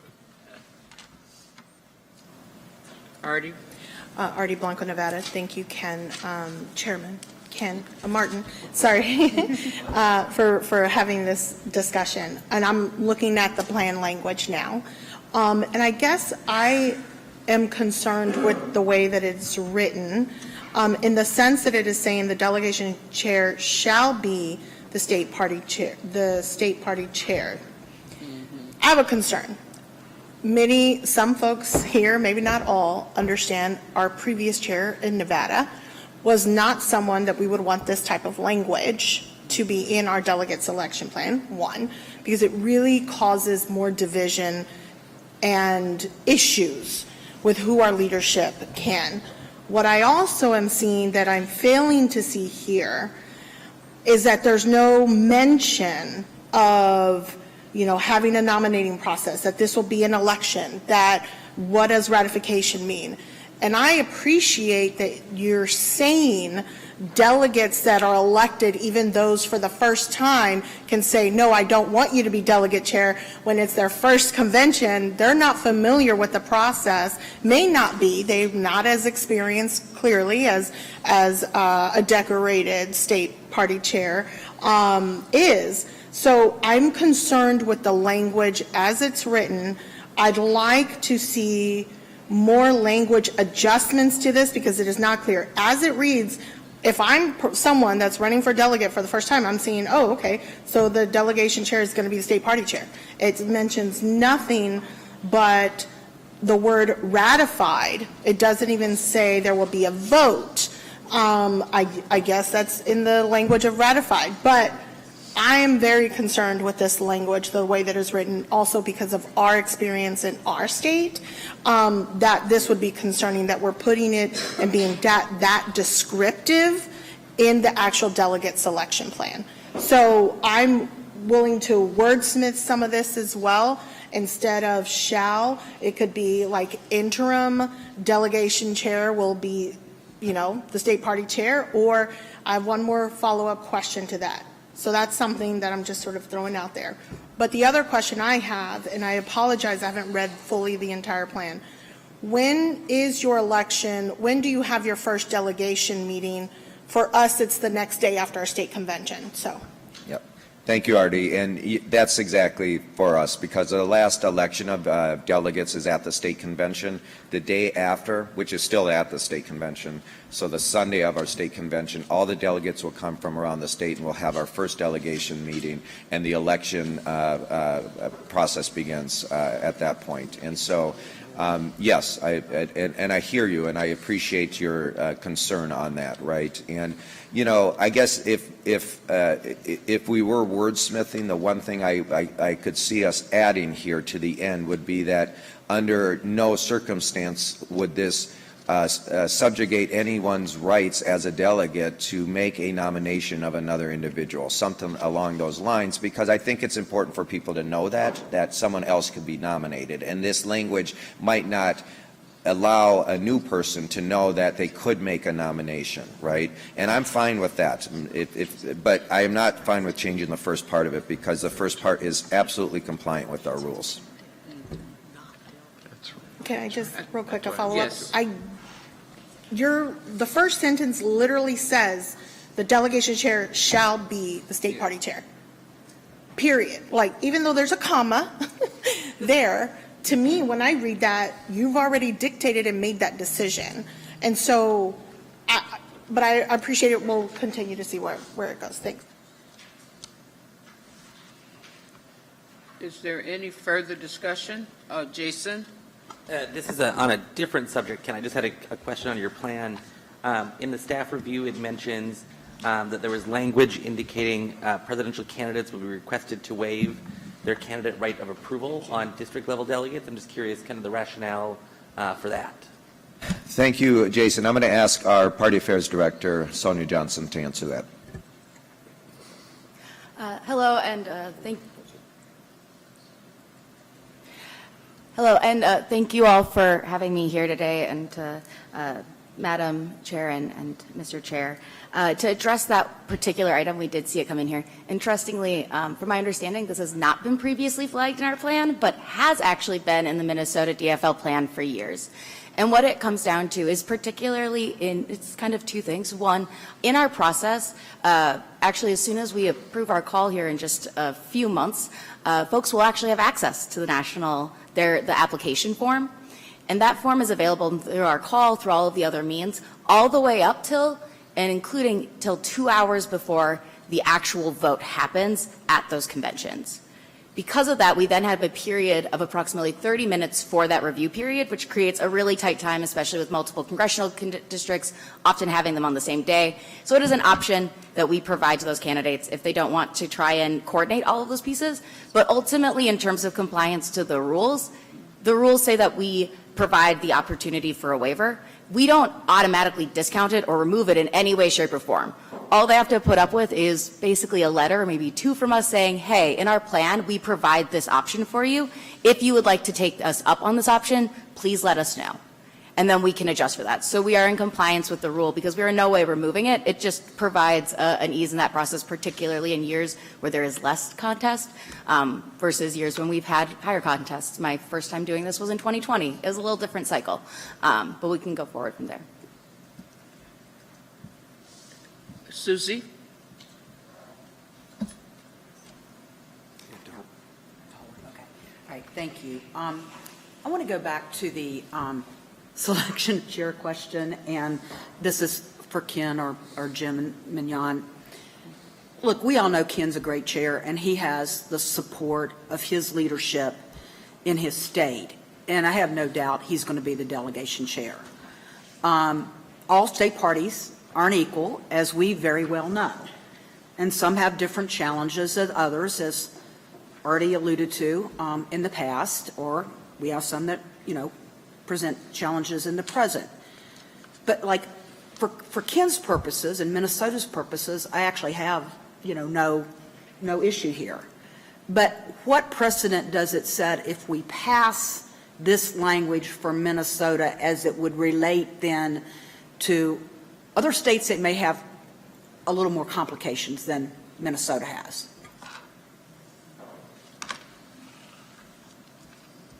Jim? I'm ready for a motion from somebody to find them in conditional compliance. Okay. Is there, thank you, Susie, for that. So, after hearing all the discussion, are we ready for a motion to vote on the plan?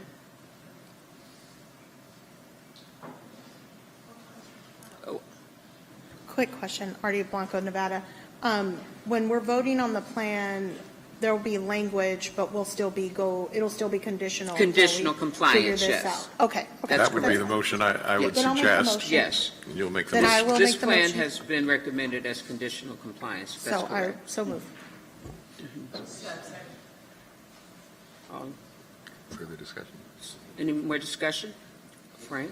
Yes, so if we vote in favor of this motion, we're voting for conditional compliance subject to the provisions that are set forth in the staff. We're basically adopting the staff report on the plan. Is that right? That's correct. All in favor? Nays? Plan has been approved for conditional compliance. Thank you, Madam Chair and Mr. Chair, and again, welcome to Minnesota. We're so glad you're here. Thank you so much. I actually have to dart off to our other meeting, which is happening now. I wish I could be for these other plans. I just want to thank you for the really robust conversation, as always. Thank you for the respect that all of you have shown to us throughout this and for hearing us out, and I look forward to being with you a little later. Thank you.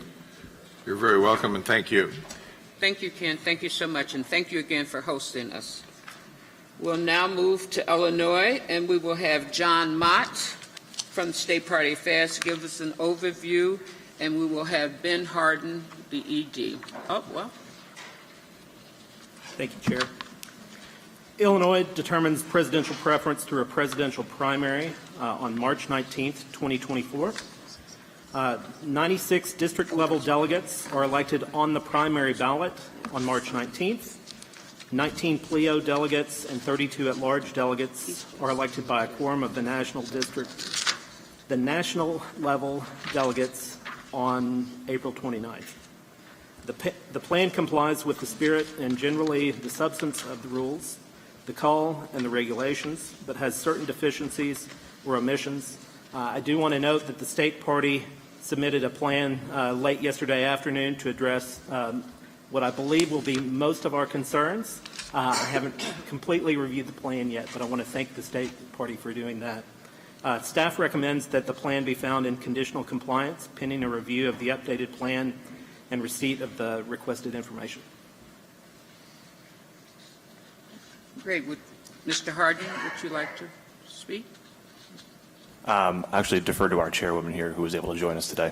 Thank you. Good morning. Chair Lisa Hernandez, Democratic Party of Illinois. Just want to thank you for the opportunity, Mr. Chairman, Madam Chair, and members of the committee. As you have seen, we submitted our plan. We got some feedback, tried to address it, and would here to answer any questions. Thank you. In addition, this is my Executive Director, Ben Harden, who also will be available for any questions.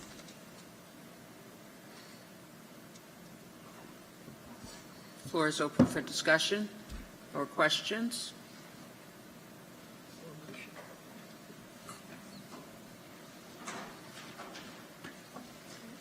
Do we have a motion? Do we have a motion?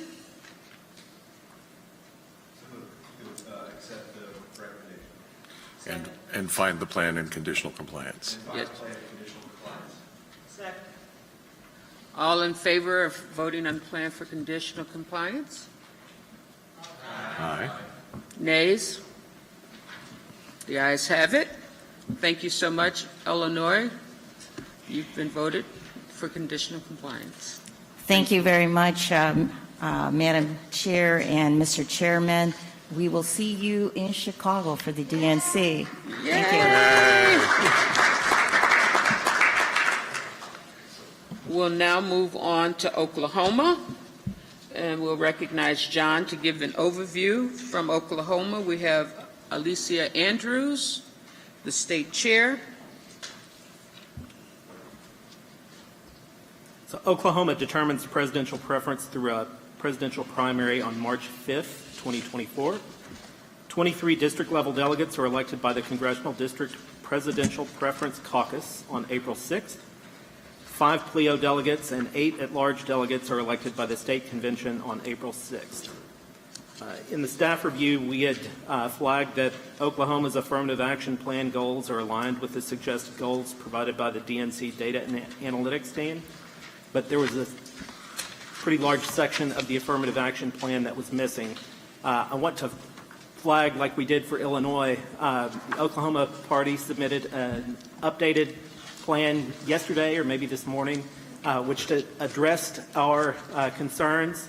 And I'm sure from having read through all the rest of the plan that it was a technological issue. It was not an issue of the Oklahoma Democrats not wanting to include a large section of their affirmative action plan in that plan. So I wanted to make sure that y'all were aware of that. The other flag that we had in the plan was language about the delegation chair. Their updated plan has new language that I wanted to share with the committee. It's that the delegation chair shall be elected by a quorum of the state's national convention delegates. The state party, the delegation chair will be automatically nominated, but they'll have an election of the delegates. Beyond that, the plan complies with the spirit and generally the substance of the rules, call, and regulations.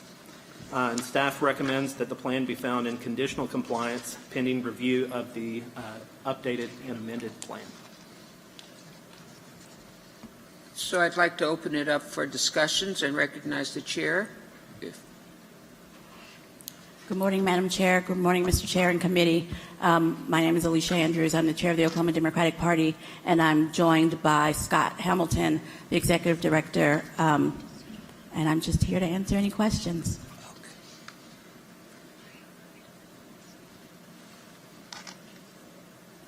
Thank you. Any discussion?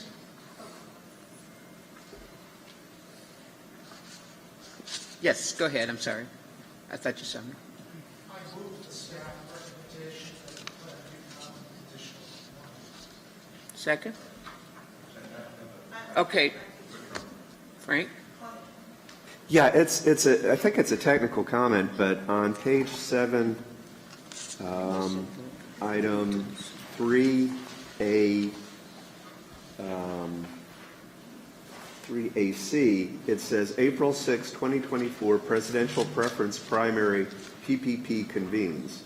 And I think that's not what it's really talking about. So I just found that was confusing, and maybe you can take another look at that. So we call our convening convention just a PPP convention. That's just what we call it. Maybe then to say presidential preference primary convention convenes, because it makes it sound like you have a primary on March 5th and then another primary on April 6th. So are you suggesting I add the word convention? Yeah, just make it clearer that it's not another primary going on is just my point. Thank you. Thank you, Frank. Artie, did you have your hand up? Yes, Madam Chair. I also just wanted to flag the language regarding the delegation chair is the same. So whatever we end up, I know there's a recommendation. I still want to review the language again on the recommendation language and just wanted to lift that up for the point since we're on this in Oklahoma. And that is it that I'm prepared to say. We modified our language in the plan that we resubmitted this morning. Thank you for that, Madam Chair. And then we'll be able to review that modified language then in our next review for it. Okay. I just want to clarify for Oklahoma that the fact that they've agreed to automatically nominate the chair does not mean that glowing speeches about the chair's performance are prohibited because they've already been nominated. They can still take nominating and seconding speeches. Yes, thank you.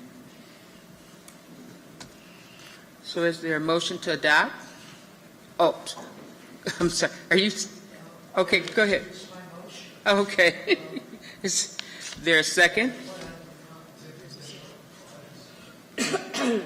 They're waving, I guess that's saying they're second. All in favor, say aye. Aye. Nays? The ayes have it. The plan has been adopted for conditional compliance. Yes. I'm so sorry. I was trying to get to the right page. On the recommendations for your affirmative action numbers, I'm noticing that you put .4s in terms of I know these are goals and not ceiling or floors and I'm talking about the chart on page 28.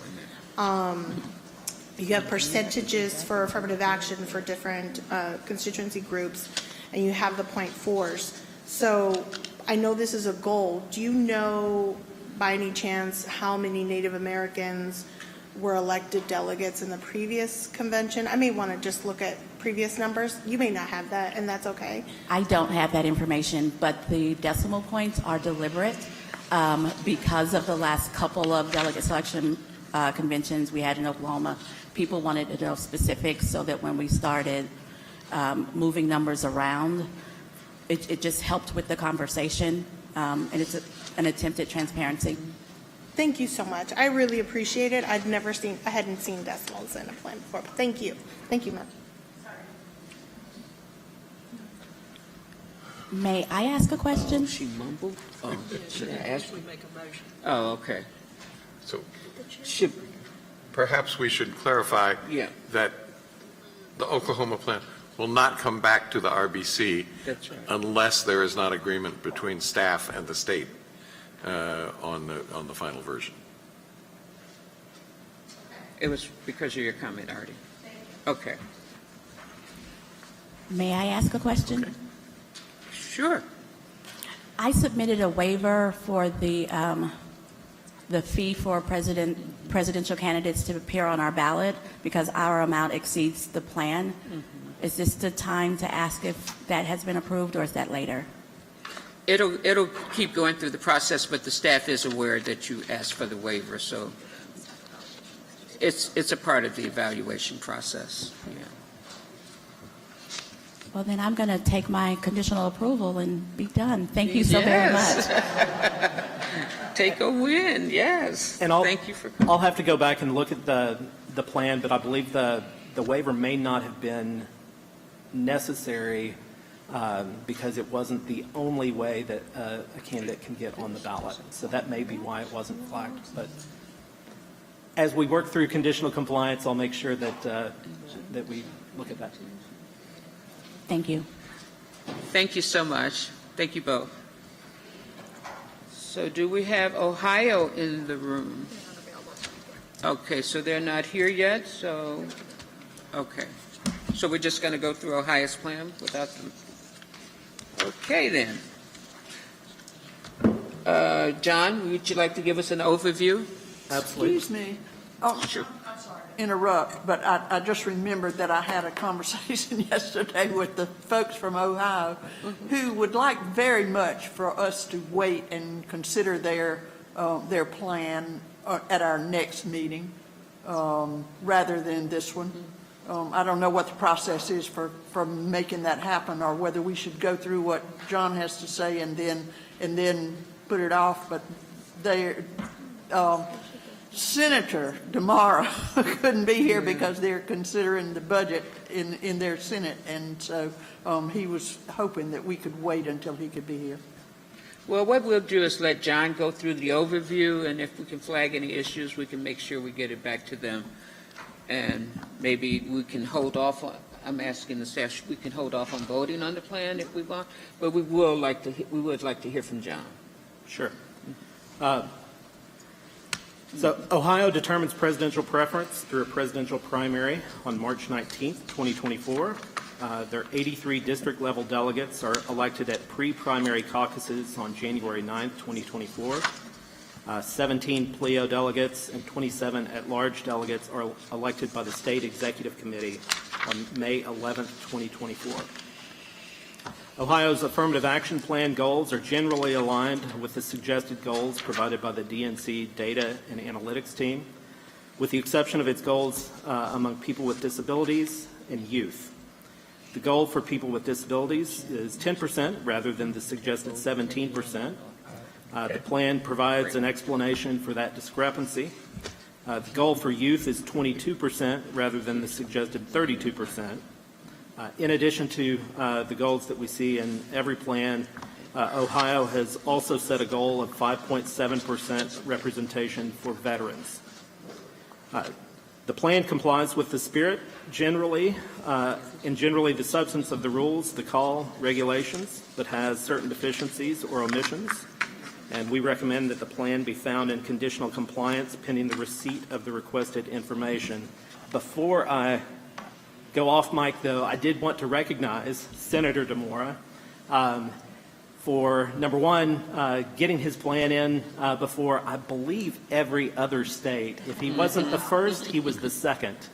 And most of the staff on the PADS team, this is our first rodeo. And so we used Senator DeMora's plan as sort of a training exercise to learn how to look through these plans, find things that need revisions, and then to work with him to get those plans complete. So I am especially thankful for him breaking me in on these delegate selection plans. So we'll just open it up for discussion. Like I stated, we won't vote on it, but we'll just discuss. Frank, please. Yeah, two quick things. First of all, I'm interested in the concept of how the data and analytics team came up with the goals, especially the goals for people with disabilities, because I know in the past there's been confusion. If it's possible to, not this state specific, but to share with the committee, how you go about making those decisions and coming up with those numbers without too much math. I think, I'd appreciate it. I'm happy to send out the methodology. The DNC tech team has, for each state, they sent them a one-pager with their data information, and they include the methodology at the top. I will not pretend to be a data scientist even in the absence of Arthur, and so I will be sure to send that over to you so you can see the methodology. Yes. In language, too. It's very close. It's very close. So I have Artie, then Carol. Oh, I'm sorry, I had one other thing. Oh, I'm sorry, Frank. Yeah, please. I'm sorry the senator isn't here because I think their process of getting on the ballot as a delegate candidate involving over 1,000 signatures and 2 different presidential candidates is really bizarre, and I'd like to hear more about it. I think he wants to tell you more about it. That's why we're holding off on the vote. Artie? Yes.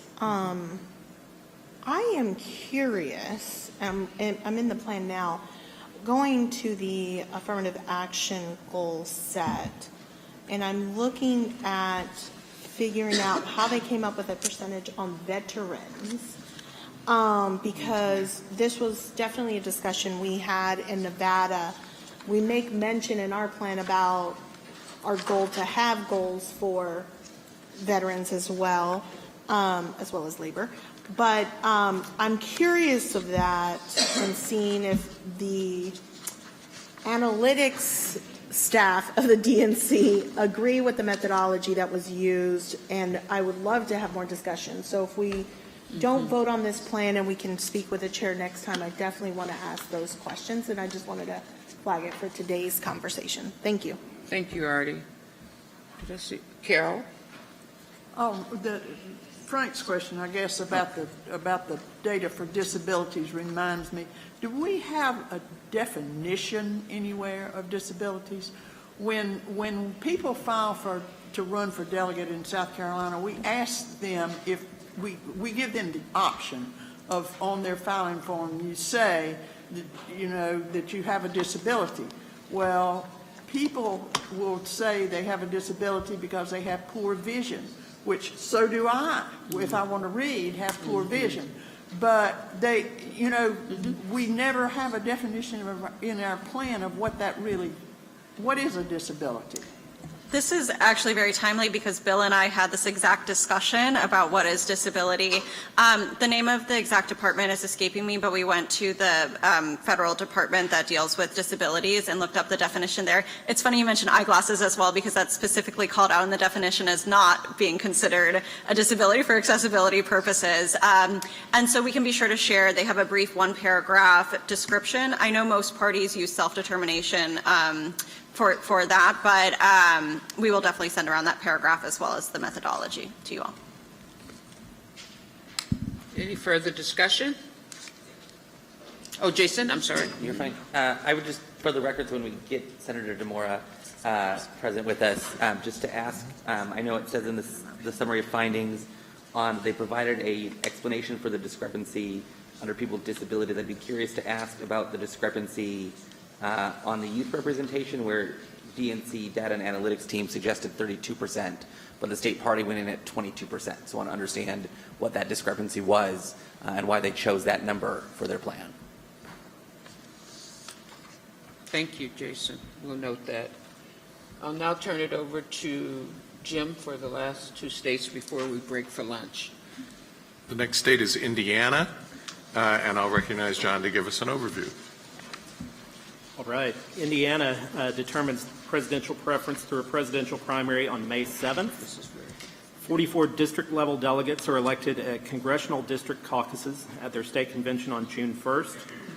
9 PLEO delegates and 14 at-large delegates are elected by a quorum of the district-level delegates on June 1st. Indiana is allocated 58 base delegates. Pursuant to Article 1C of the call, Indiana is eligible for a 20% pledged delegate bonus for holding its primary in May. As calculated, this 20% bonus will equal 12 additional pledged delegates, which will be allocated 75% at district level and 25% at the at-large level. The plan complies with the spirit and generally the substance of the rules, call, and regulations, but has certain deficiencies or omissions. Staff recommends that the plan be found in conditional compliance pending the receipt of the requested information.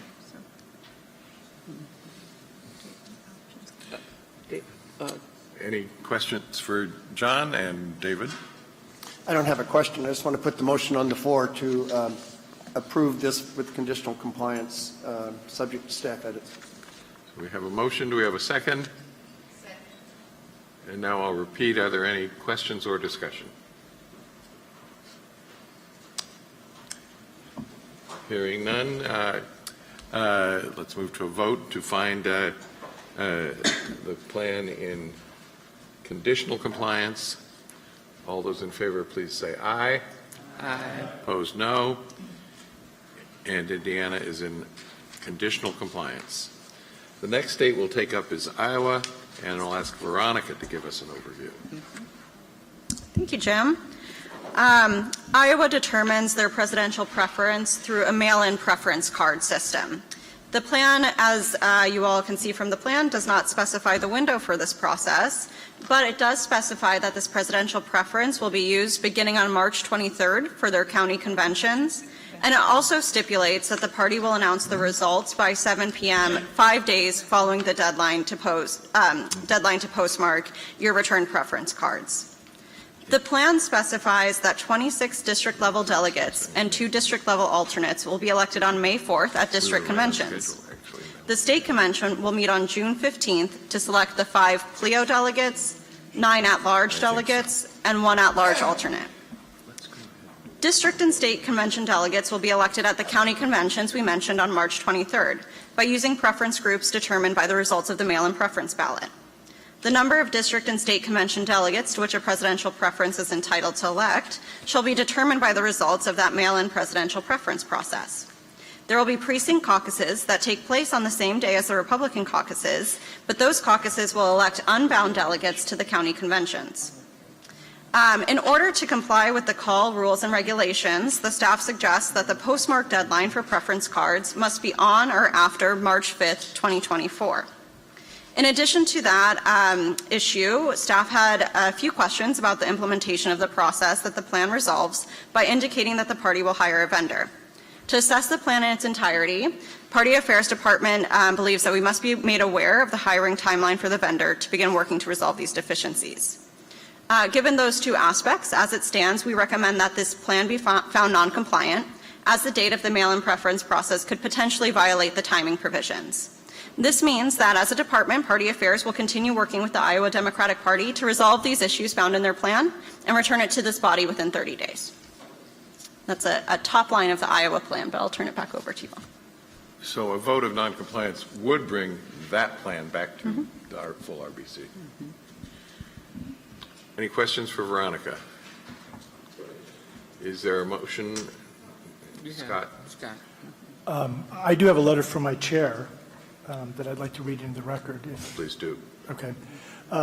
However, before I do that, I'd like to just take a moment of personal privilege, if you all don't mind. In a little bit of history, in 2018, Iowa's Republican governor signed an abortion ban beginning at 6 weeks. It was challenged through the courts, including an amicus brief that were filed by some bright young colleagues of mine and myself. This morning, the Iowa Supreme Court blocked that ban, a victory for Iowans who need abortion care.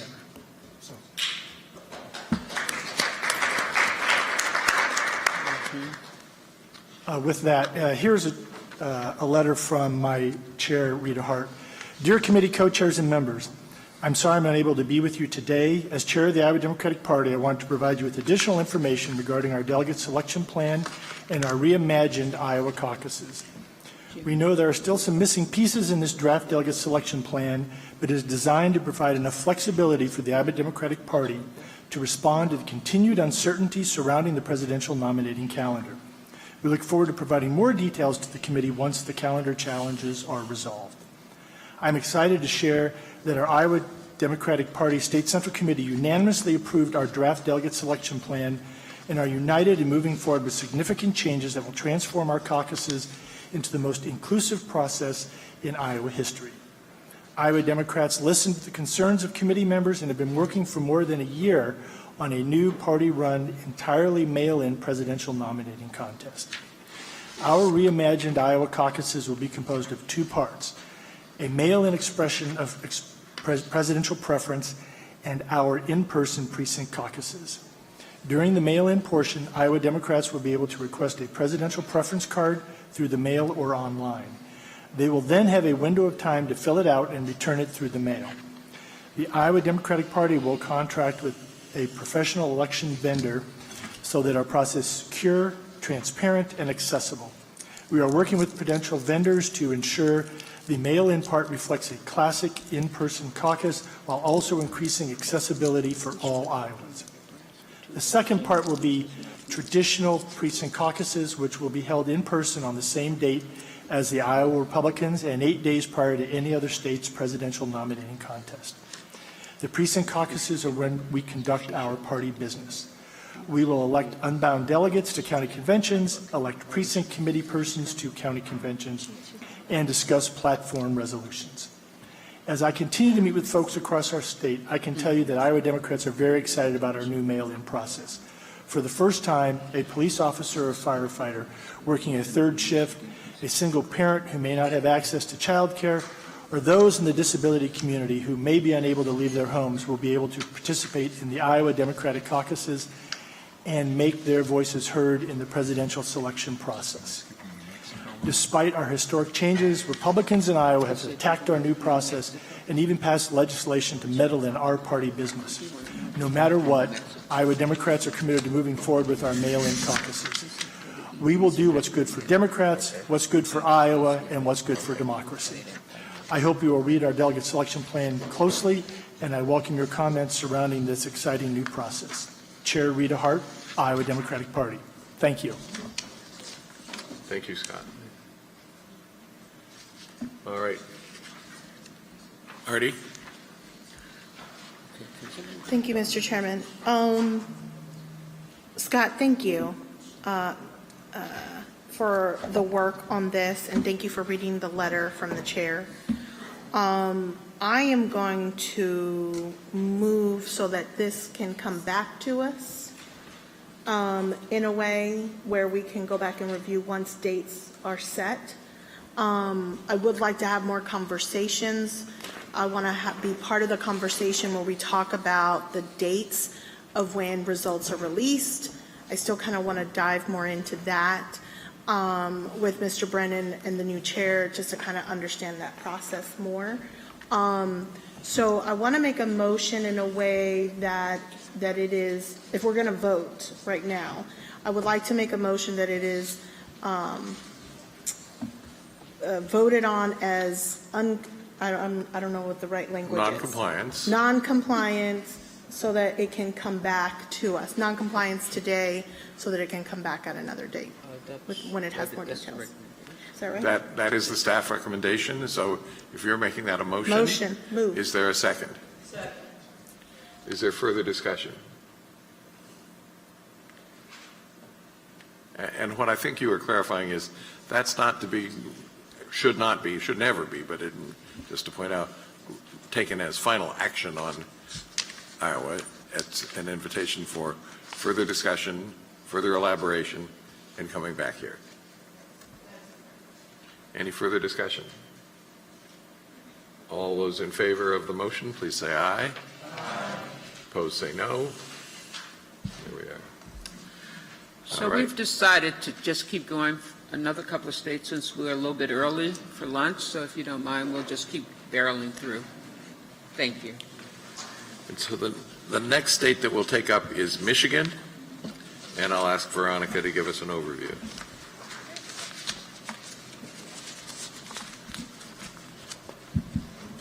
Thank you.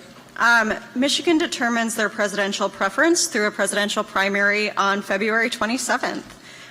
There are 77 district-level delegates, which are selected by congressional district conventions on May 11th, and 15 PLEO, 25 at-large delegates, and 10 at-large alternates, who are all selected by the State Central Committee on June 1st. This plan does include language regarding the delegation chair, requiring that the delegation chair shall be the chair of the Michigan Democratic Party, subsequently ratified by a quorum of the National Convention delegates. And so, like with the other plans we discussed, Party Affairs recommends that the plan develop a clear nomination process and share that information, rather than deeming the delegation chair as the chair of the Michigan Democratic Party. Beyond that, the plan generally complies with the spirit and substance of the rules, the call, and the regulations. There are some certain deficiencies and omissions that we have listed in the staff evaluation, but the staff recommends that the plan be found in conditional compliance pending the edits we've listed.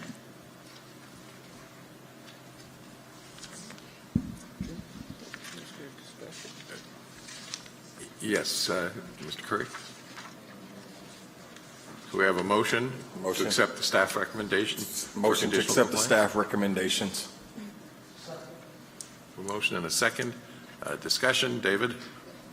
As written, the staff evaluation does not include the same language as we found in connection with Minnesota and Ohio, requiring additional information to be provided as to how someone could run and so on.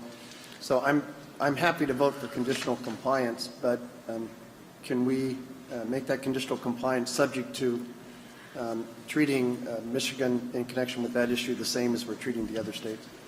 I think the sense of the committee is that all states should have that. If they have any kind of, if they have a preference or an assumption for the chair, they should all have that additional language. I think it's just an inadvertently omitted sentence, but it did track differently than the others. That's fine. Okay. Anything further? Jim, I'll accept that friendly amendment if that's consistent with the other states. Okay, thanks. Any further discussion? So all those in favor of accepting the staff recommendation with the understanding that was just spelled out, please say aye. Opposed, say nay. And the ayes have it. let's see. South Dakota. We'll move on to South Dakota. Aaron, would you like to give us an overview? Yes, thank you. South Dakota determines presidential preference through a presidential primary on June 4th. And if you're flipping through your binders, it's right after Nebraska. We will have representatives from Nebraska coming, so we wanted to give them a chance to get here. Great. So South Dakota, like I said, determines presidential preference through a presidential primary on June 4th. 9 district-level delegates are slated by a pre-primary caucus on March 23rd, and 2 PLEO delegates and 2 at-large delegates are elected by a quorum of national district-level delegates on June 15th. South Dakota is allocated 12 base delegates, but pursuant to Article 1C of the call, South Dakota is eligible for a 20% pledged delegate bonus for holding its primary in June. The plan complies with the spirit and general substance of the rules, the call, and the regulations, but does have certain deficiencies or omissions. Staff recommends that the plan be found in conditional compliance, pending technical edits listed in the staff evaluation. Any questions for Aaron? Do we have a motion? Move to accept staff evaluation. We have a motion for the staff recommendation for South Dakota and a second. Any further discussion? All those in favor, please say aye. Opposed, say nay. And South Dakota is recommended for conditional compliance. Next, and you'll have to flip on in your binders a little bit, and we're doing this because we're running ahead of schedule and some of the speakers are not here yet. So we're going to go to Montana next. It's after Oregon in your binder, Yeah, Montana, which, before America Samoa.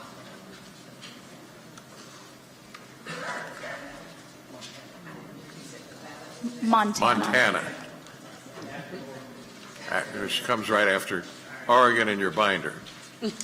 Not as you drive across the United States. But Aaron, would you give us an overview of Montana? Happy to. So Montana determines presidential preference through a presidential primary on June 4th. 10 district-level delegates are elected by congressional district caucuses on June 8th.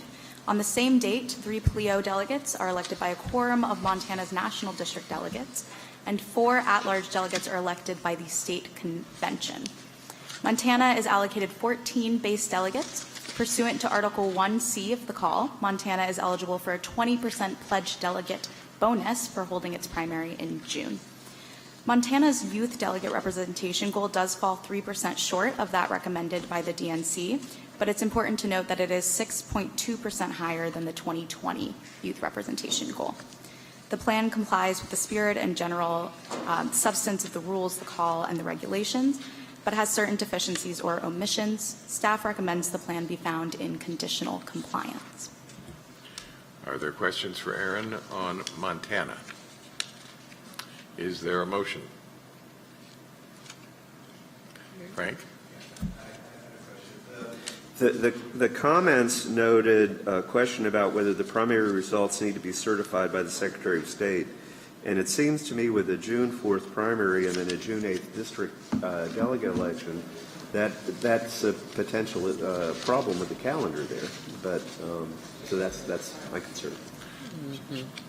So something to raise in the discussions about conditional compliance. Mm-hmm. Any other questions? Hearing none, do we have a motion to accept the staff recommendation? Do we have a second? We have a motion and a second from Mr. Applebaum and Mr. Ray. All those in favor, please say aye. Aye. Opposed, no. And the ayes have it. Next, we will take up American Samoa. Aaron, would you give us an overview? Yes. American Samoa determines presidential preference through a territorial caucus on March 5th. No delegates are elected at the district or PLEO level. 6 at-large delegates and 2 alternates are elected by the territorial caucus on March 8th. Immediately following their selection, a quorum of national delegates will select standing committee members and a delegation chair. and the territorial chair will select one convention page on the same date. The plan complies with the spirit and general substance of the rules, the call, and the regulations. Staff recommends the plan be found in conditional compliance.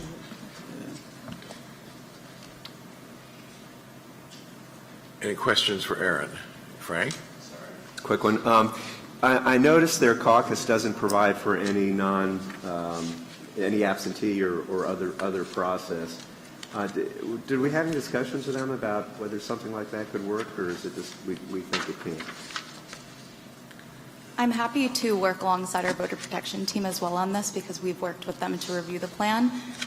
It would also be, important to look back in 2020 and see what our guidance for them was there. I think the plan, as it stands now, basically underscores that they don't have the capacity to do that. So it's something that we would definitely, if the committee suggested, be happy to talk about with them. Any other questions for Aaron? Do we have a motion to accept the staff recommendation and find American Samoa in conditional compliance, subject to the discussion that just took place? It's been moved.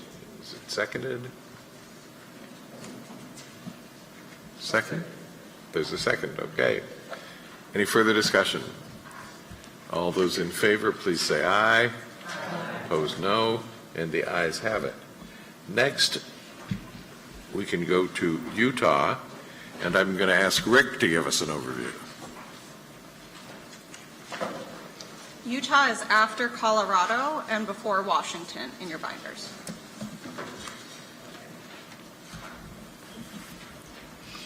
So Utah determines their presidential preference through a primary that is going to be held on March 5th. They elect 20 district-level delegates in district caucuses that are held during the state convention on April 27th. Also taking place at the state convention is the election of 4 PLEO delegates at a meeting of the district-level delegates, followed by the election of 6 at-large delegates by the state convention. Utah law requires the presidential candidates to file with the lieutenant governor by December 1st, which is 95 days before the primary. As such, you'll find in your binders a request for a waiver from Rule 15D from the state party, since Rule 15D requires that the deadline cannot be more than 90 days before the primary. And so the plan complies with the spirit and generally with the substance of the rules, call, and regs, but has some deficiencies and omissions. Staff is recommending that the waiver be approved and the plan be found in conditional compliance. I'm going to ask for questions for Rick, but I'm also going to, before we move to a motion, wait for the screen to catch up with us here, just so you have the recommendations in front of you. Are there any questions for Rick? Yes, Stuart.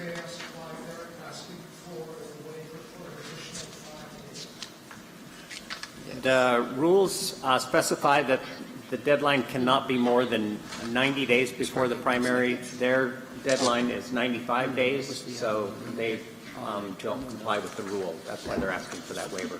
And it is a matter of state law.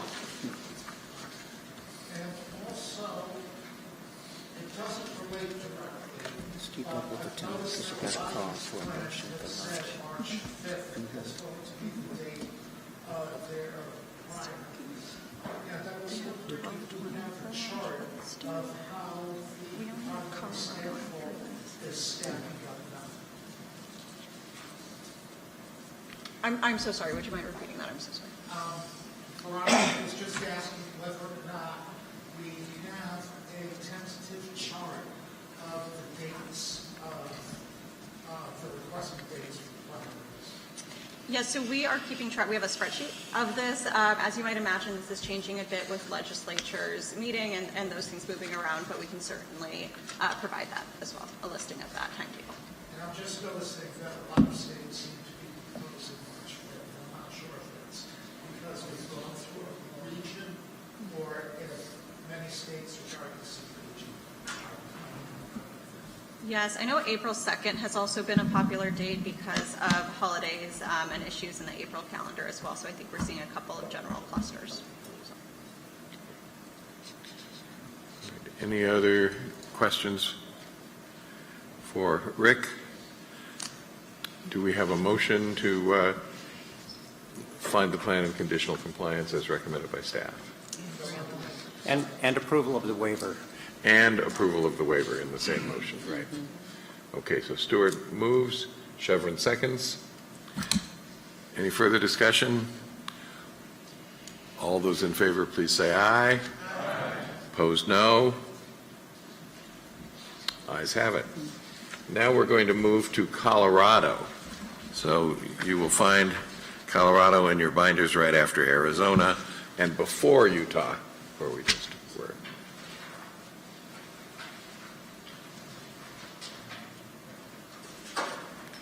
And I guess Jenna and Rick are going to do a tag team on this. Thank you, Chair. Colorado determines presidential preference through a presidential primary on March 5th.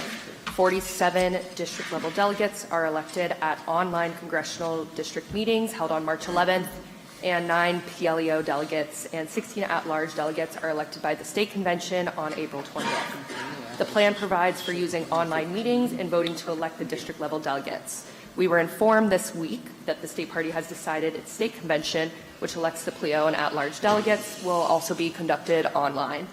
The plan complies with the spirit and generally the substance of the rules, the call, and the regulations, but has certain deficiencies or omissions. Staff recommends that the plan be found in conditional compliance pending the review of the online meetings and voting process by the DNC Tech and Security team.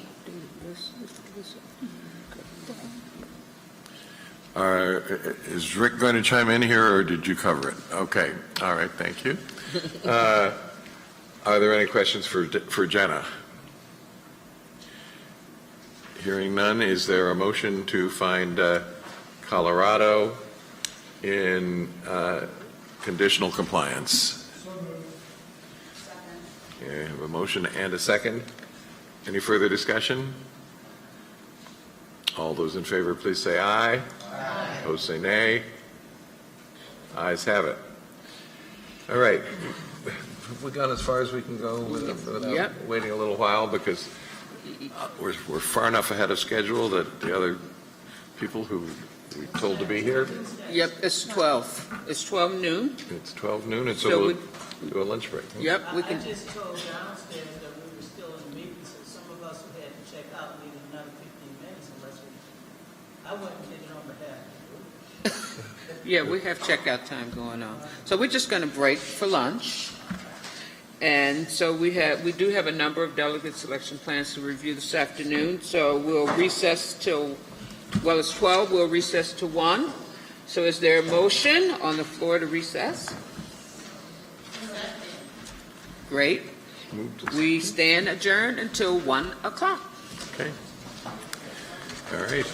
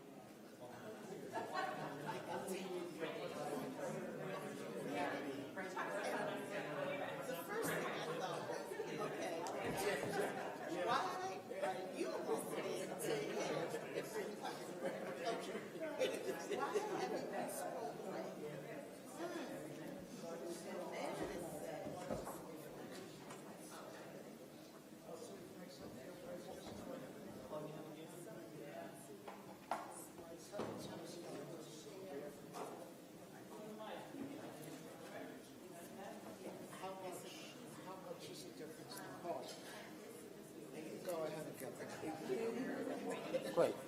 Papa.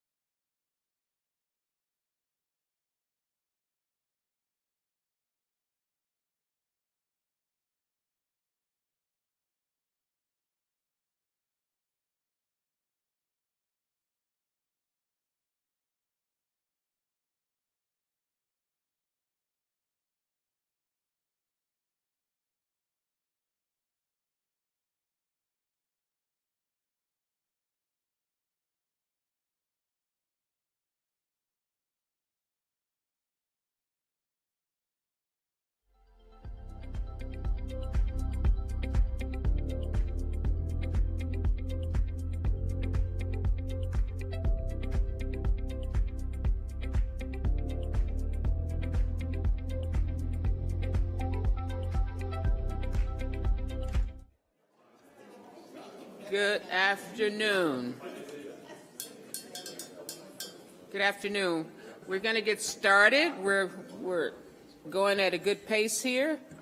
So we're going to start with our illustrious RNBC member, State, David State, but we're going to recognize Drew Estep. Did I pronounce that correct? Estep, Party Affairs Director for Washington State. The chair will remarks. Drew, are you prepared to give us remarks today?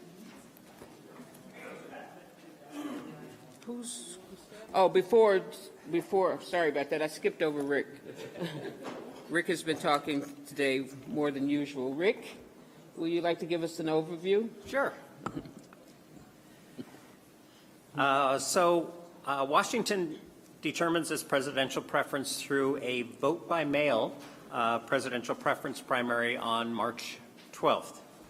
They elect 60 district-level delegates at congressional district caucuses on May 18th. 12 PLEO delegates and 20 at-large delegates are elected by the members of the State Central Committee on June 9th. The plan specifies that voting for each level of National Convention delegate and alternate will be done by an electronic or virtual ballot. The plan complies with the spirit and generally the substance of the rules, call and regs, but has certain deficiencies or omissions. And staff recommends that the plan be found in conditional compliance pending review of the virtual balloting process by the DNC tech and security teams. Thank you, Rick. I'll now recognize Drew. He's Party Affairs Director for Washington State Party. There we go. Hello. Thank you, members of the Rules and Bylaws Committee, for having Washington State here. Apologies that our chairwoman, Shasti Conrad, was not able to be here. She's currently in the Western States Caucus over on the ESTC side. I'm very pleased to hear the initial determination of Washington State's delegate selection plan. Washington State has a long history of doing things a little bit differently sometimes, and coming out of the 2020 cycle, we found that there were a number of innovations that we had come up with responding to the COVID-19 pandemic that we could use to take burden off of our local organizations and empower disadvantaged communities within the state, notably the people with disabilities community, to better participate, interact with, and run for offices within the process. Through a virtual sort of selection method and all of these components, we've effectively allowed our local organizations to better concentrate on the recruitment and the integration of delegates into the party structure, hopefully creating a better pipeline from delegate recruitment through to retention long term, and through the virtual sign-up of delegates throughout the process. We've allowed members to have an even playing field as they're running for this delegate selection process to minimize external biases and problems that may occur from those folks who are a little more charismatic in the room or those who cannot even get to the room. With that, I'm happy to answer any questions on Washington State's plan and look forward to hearing your thoughts. Thank you. Thank you, Drew. I'll now ask for a motion to find the plan in conditional compliance so we can begin our discussion. Second. Thank you. The motion, we have a motion and a second. The floor is now open for discussion.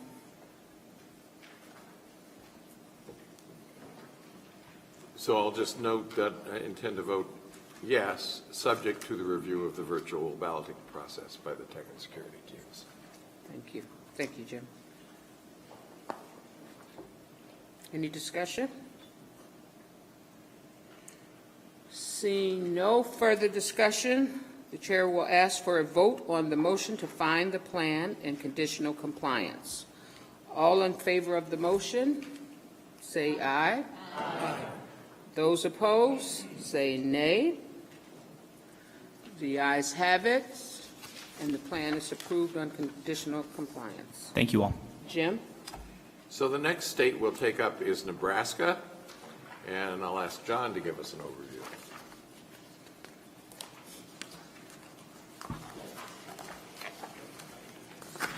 There we go.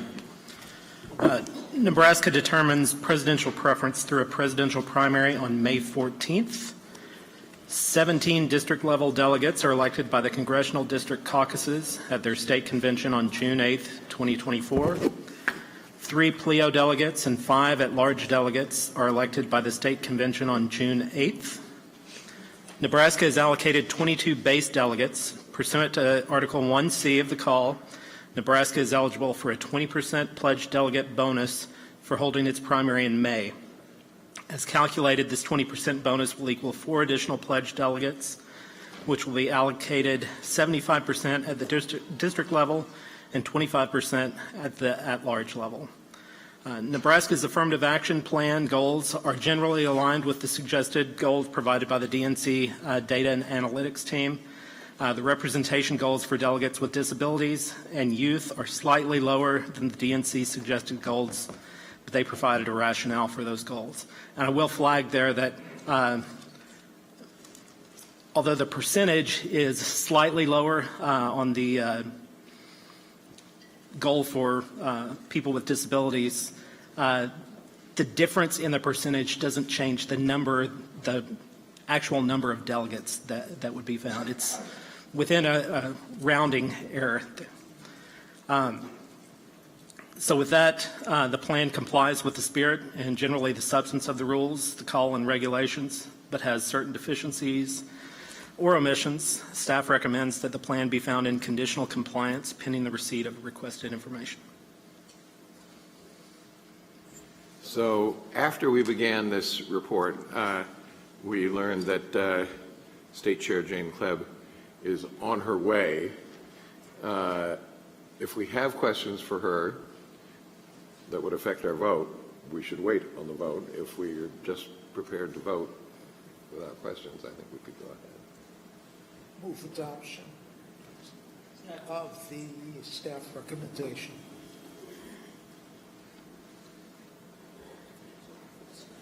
Okay. All right. We have a motion. We have a second. Do we have any discussion? I'm going to suggest that we actually just hold on the vote until Jane gets here in case there's something she really wants to. Oh, you saw her? Yeah, well, we saw her together with the elevator. She said we're over at the other place. Oh. We have a staff member with her, making sure she gets here as soon as possible. So let's just suspend on the vote for a few minutes, but considering that we've already heard the presentation. All right. Do you want to do New Mexico? California is next. Oh, California, sorry. And we'll, Erin, she'll give us the overview. Thank you. First, I'm going to put my operations director hat on and let folks know that the mics have been adjusted, and so now you just tap them to turn them on, tap them to turn them off. So I just wanted to let you know that. All right, so moving into it, California determines presidential preference through a presidential primary on March 5th. 277 district-level delegates are elected at the Congressional District Caucuses on April 20th, and 55 PLEO delegates and 92 at-large delegates are elected by a quorum of district-level delegates on May 18th. Pursuant to Rule 15D, the filing deadline for presidential candidates is required to take place between 30 and 90 days before the primary. California's filing deadline is 98 days prior to the election. The state party has requested a waiver to Rule 15D. I will note that you will not find that in your binders. We've spoken with the state party and they've submitted a formal request for that, but we're letting them return to California before they send in that letter, but hope we can move forward with the vote to approve that today. Additionally, California's plan indicates that the delegation shall select a delegation chair and may select honorary delegation chairs from amongst the names submitted by the state party chair for each position. So we've notified the state party, we've been in contact with them, and we've let them know that they should include how candidates for delegation chair can be nominated. And in this case, how do they get their name on that list that is put forward by the state party chair. Other than that, the plan complies with the spirit and general substance of the rules, the calls, and the regulations, but has certain deficiencies and omissions. The staff recommends the plan be found in conditional compliance and recommends the waiver to Rule 15D be approved as well. Thank you, Aaron. And I'll now ask Andrea Guzman, Deputy Executive Director for the California State Party, to give remarks. Hello, everybody. Good afternoon. I'm Andrea, pronouns she, her. I'm very excited to be here with you all today representing California. Chairman Rusty Hicks did have to leave a little early because we have an officers retreat that he is going to be chairing, which is why he could not be here, but he does send me as a representative. As you know, while this process only happens once every 4 years, it is a critical determining step whether California Democrats will once again have the most diverse and largest delegation in the country. For the 2024, California is currently allocated 498 delegates, 35 alternates, which is going to reflect the diversity of California and strengthen our power. That being said, I'm happy to take any questions regarding our plan. Thank you. Thank you, Ms. Guzman. So the chair will now ask for a motion to find the plan in conditional compliance so we can begin our discussion. Is there a second? Pardon me? And is granting the waiver included in Yes. I was going to say that at the end, but thank you. Yes. So are we open for discussion?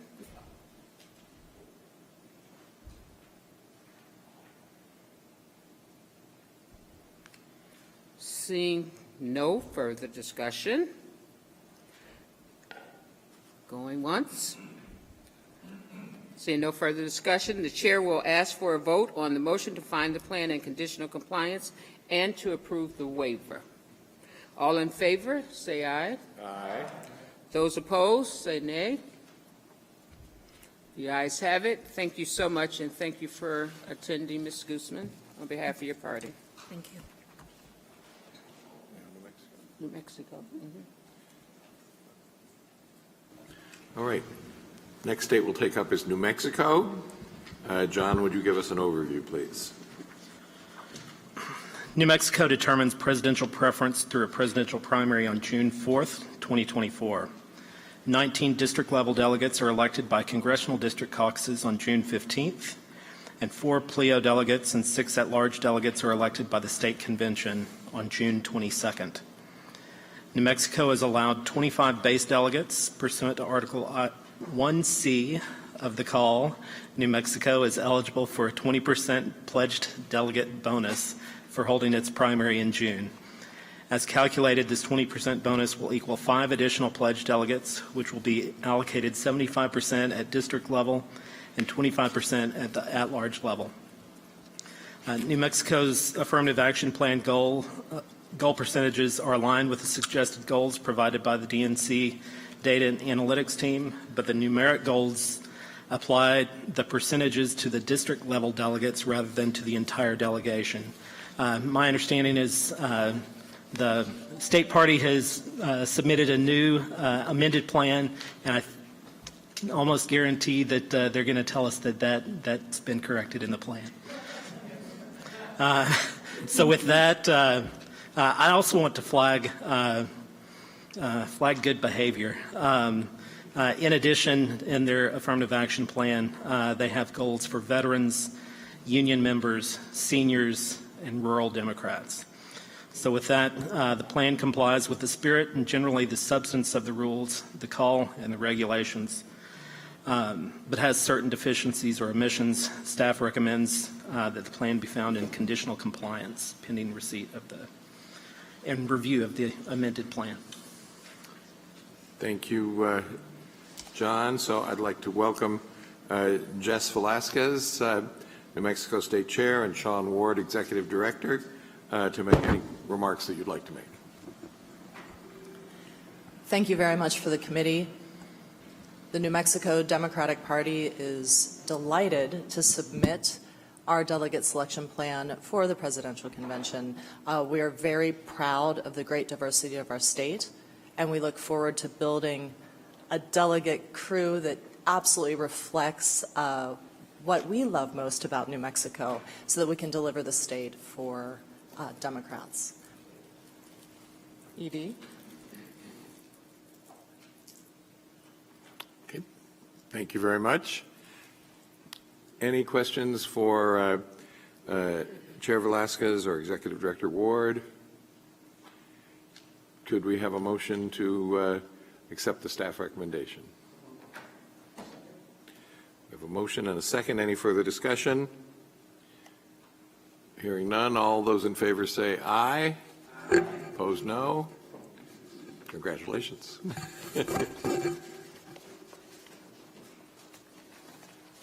next date.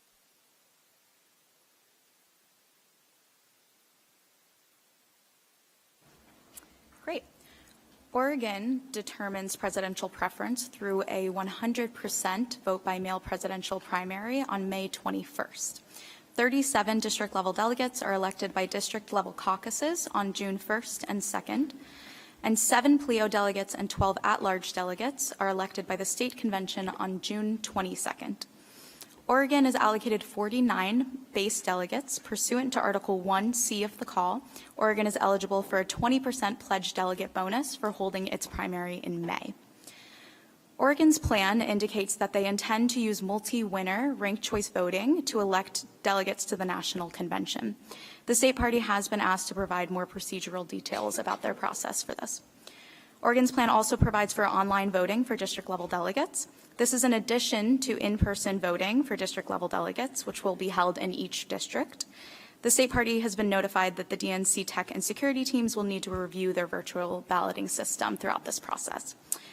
That being said, the plan complies with the spirit and generally the substance of the rules, the call, and the regulations, but has certain deficiencies and omissions.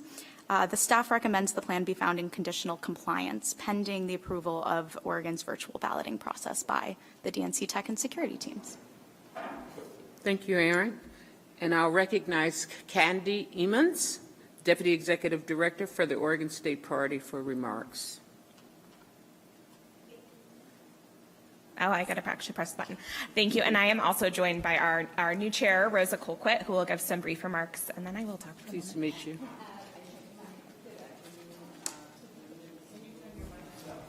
Is it on? Good afternoon to the members of the Rules and Bylaws Committee. I want to thank you for the review of our plan, and there are some technical questions that I'll need Ms. Emmons to answer.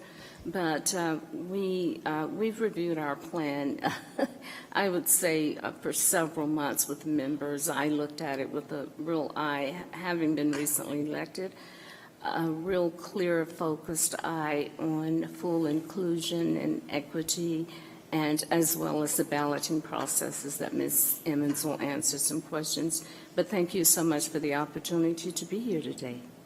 We welcome you. And are there any questions for the chair?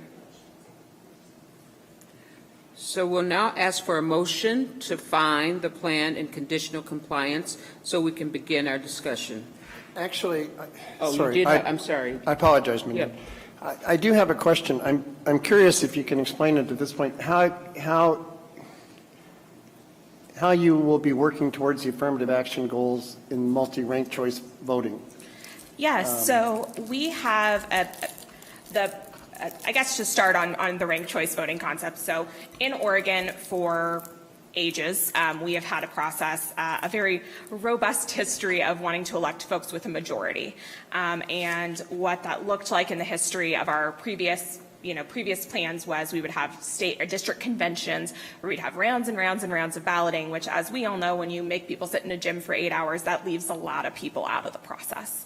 So when we were talking about pivoting to this new method, which is something that really was opened up to us by COVID, because all of our delegate selection happened after we shut down, this concept came to be. So we did use a version of an instant runoff balloting system called star voting in 2020, and that's how we elected our delegates, and we found it to be very successful.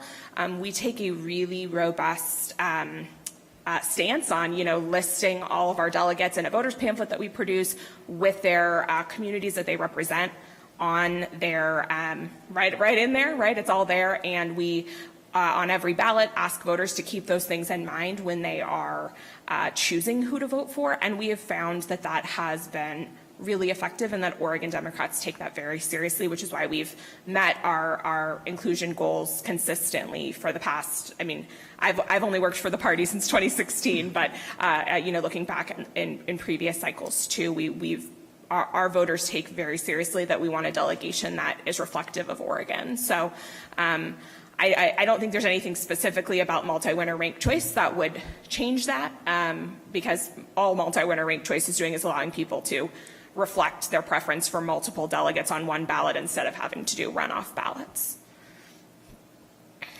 I confess I do not understand multi-winner ranked choice voting, so I was just asking the question generically. So. Thank you. Are there any? Frank? Thank you. Questions. First, to follow up on David's point, when you're electing at-large and PLEO delegates, often there's a slate to make sure that you do meet your affirmative action goals, as well as at the district level.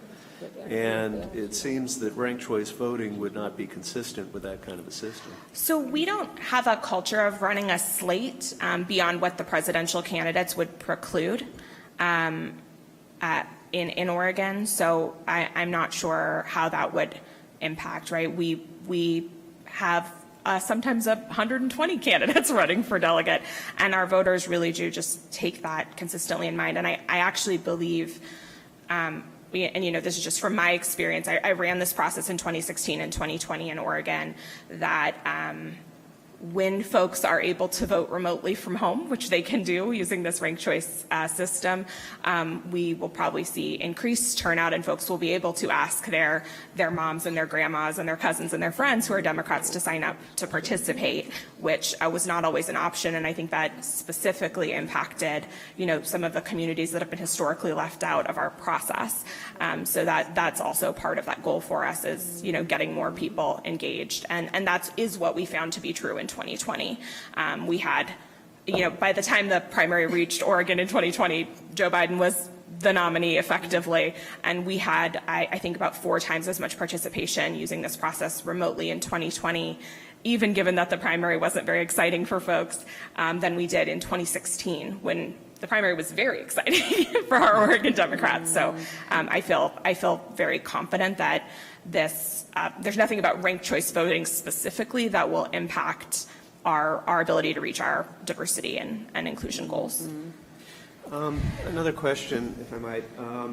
So you used this star voting method 4 years ago, and this year you're going to ranked choice voting. Why make if it was successful 4 years ago? Why are you changing it? So. Star voting is an interesting and very unique voting system. We tried it. We were able to execute it successfully, but there were pros and cons to it, like there are with all of these alternative voting methods. And I will say that in the state, right, there's kind of a hot to trot battle between star voting and ranked choice. And the view of our delegate selection committee, which our plan is written by a committee that is representative of all of our congressional districts, and they have a lot of big feelings. But the committee believed that since our voters had the opportunity to try star voting 4 years ago, that giving them the opportunity to try ranked choice, considering that we will likely have a ballot measure for both of those in this coming year, was a valuable thing for Oregon Democrats to get to try. In addition to that, since we did this in 2020, 2 major counties in Oregon are using multi-winner ranked choice voting, one of them being Multnomah County, which is where Portland is, right, as our population center. So a lot of our voters will be familiar with that process because they will have used it in their municipal elections and county elections just a few weeks before this process. So we felt that it would be easier as far as education goes to use a system that the majority of people are already going to be familiar with than onboarding people to a whole new voting system 3 weeks after they voted. The last point is the comments include that you need to be more specific. You can't just say multi-winner ranked choice voting and leave it at that. Yeah, particularly, as you mentioned, you have 120 candidates. Does that mean people rank 120 candidates, and how the other details of this process, if you're going to use it, I think you need to spell them out much more clearly. Yes. Historically, including in 2020, we have had language similar to this in our delegate selection plan, and then our rules committee between now and March, when we announce where our voting locations will be and all of that, meets and kind of fine tunes the rules, like what happens when you have a spoiled ballot, right? What happens when somebody doesn't clearly indicate how they intended to vote, right? Those kinds of things. So that committee will be honing in on those fine details. There are a few established methods of ranked choice voting, so we're not going to invent something new. But the method that I believe strongly, I can't speak for the committee 1,000% because they haven't met and voted, as you all know. But the method that I believe strongly we will use is a version of ranked choice, multi-winner ranked choice voting, where they would rank their top, let's say they get to vote for 6 delegates, they would rank their top 6 candidates, right? And then you do the runoff voting based on that. So, but yes, that is what I imagine we will be doing. That's similar to what they'll be using in some of the City of Portland elections, where again, Portland City Council, gosh, we have 20 candidates on the ballot. Sometimes when people won't be ranking 20 candidates, right? They'll be ranking a portion of that. So, Mr. Brazil? Thank you, and I apologize for not being as up to date with your voting methodology.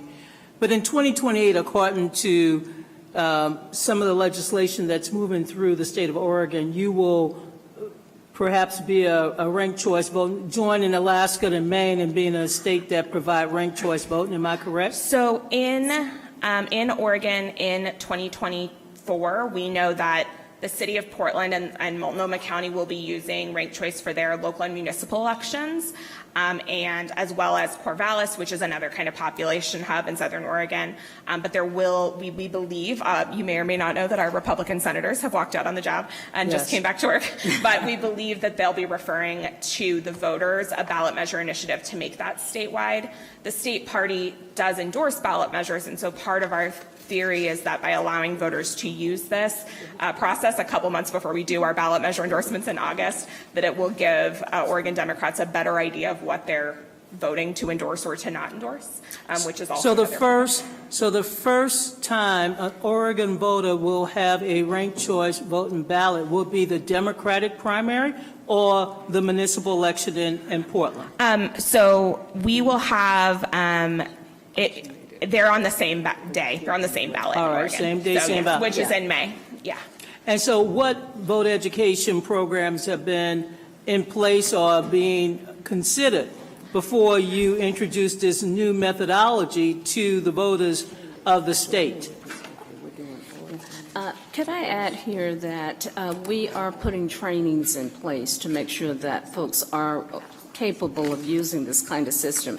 So there is a formal structure in place to do training. They won't get the ballot and not have been trained or had ample opportunity to ask questions in depth, in great detail. So the training will commence at some point later this summer, later this year, to introduce this new voting concept to the people of the state of Oregon. And what is the potential impact on the affirmative action or stated goals? Because this is a lot different than, the traditional methodology that we've used across the country, and it will be different from what you all will use. And I noticed somewhere where the Oregon Affirmative Action Plan goals are aligned with the suggested goals provided by the DNC Data and Analytics team. The representation goal for delegates with disabilities is slightly lower than the state's 2020 goal. I'm trying to understand what ranked choice vote, because this will be new. Absolutely. So in 2020, when we used, and this was again star voting, just from the straight state party side, right? We used star voting. We leaned in starting, as soon as our plan was approved, and we initiated our education process, which for me looks like Zoom meetings. It looks like going out to county meetings. It looks like, members of our affirmative action committee meeting with organizations that they're a part of to both recruit people to be delegates, but also to explain to them how all this works. And it was very effective in 2020. What I'm excited about using a ranked choice instead of star in this next coming year is that our efforts as a state party in our biggest population hubs will be amplified by the county and municipal governments doing that same outreach and education, obviously in a nonpartisan way, but they're going to be teaching people how to vote using ranked choice in concert with us teaching people how to use ranked choice. In the two largest counties. Yeah. And Yes. so my last question is, and that's good to know that everybody will receive the education in those two counties. How many counties do you have? It's 2 counties now, but Multnomah County, which is Portland, is the biggest. But how many total statewide counties? 2 now. Yeah. No, I know, 2, but we how have many 36. counties in We the have entire 36 state? counties, but a lot of them 46. have very small amount of people. Oregon's we call them frontier counties in Oregon. I know what something looked like from the frontier. Yeah. So my final question has to do with how long will it take to ascertain the winners? It takes, we in our plan we planned on doing it the following Monday, right? So the online voting goes all weekend. We do in-person voting in each district over the course of the weekend, and we'll count them on Monday. It doesn't take long at all, right? We run it through our software, and other than fighting with the computer for a minute when it turns Jim, off how on long me. does it take you guys in Cambridge? Well, when we started doing it in 1940, it took 10 to 14 days. Okay. When we converted to doing it by computer, they ran them side by side, and the first time through it took 10 to 14 days for the hand version and 2.5 hours for the computer version. Right. It now takes 2.5 hours for the computer version. Right. So you're saying it's no longer 10 to 12 days, it's 2.5 hours? Right. Okay, because I was wondering with the deadline, with the election on the 21st, how long will it take, and would that, go beyond our? The key was that the hand version and the computer version came out the same. Yeah. And what I will say Nobody is believed that. so the May 21st date is the primary and the municipal elections, but the primary is not ranked. The presidential primary is not ranked choice. That's a federal election. That's separate. So that won't impact us at all. But as far as our work as a state party, I also anticipate it will take. I mean, it might take me as long as it took them in Cambridge, but it won't take me more than a couple hours. Thank you. Ms. Lewis? So this is new to me too. So this may seem like a question that is evident and obvious to everyone.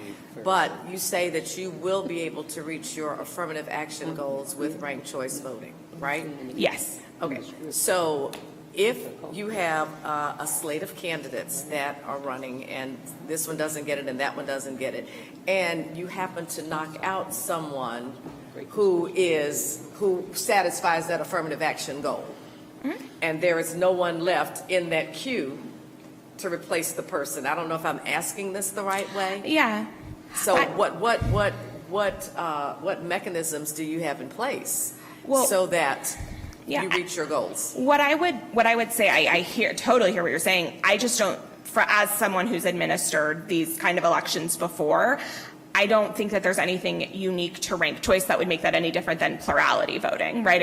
If you're voting a slate of people and somebody doesn't win, they don't win. So the way we achieve our goals is by aggressive outreach, stating our values, doing all that pre-work that we do every year in and year out.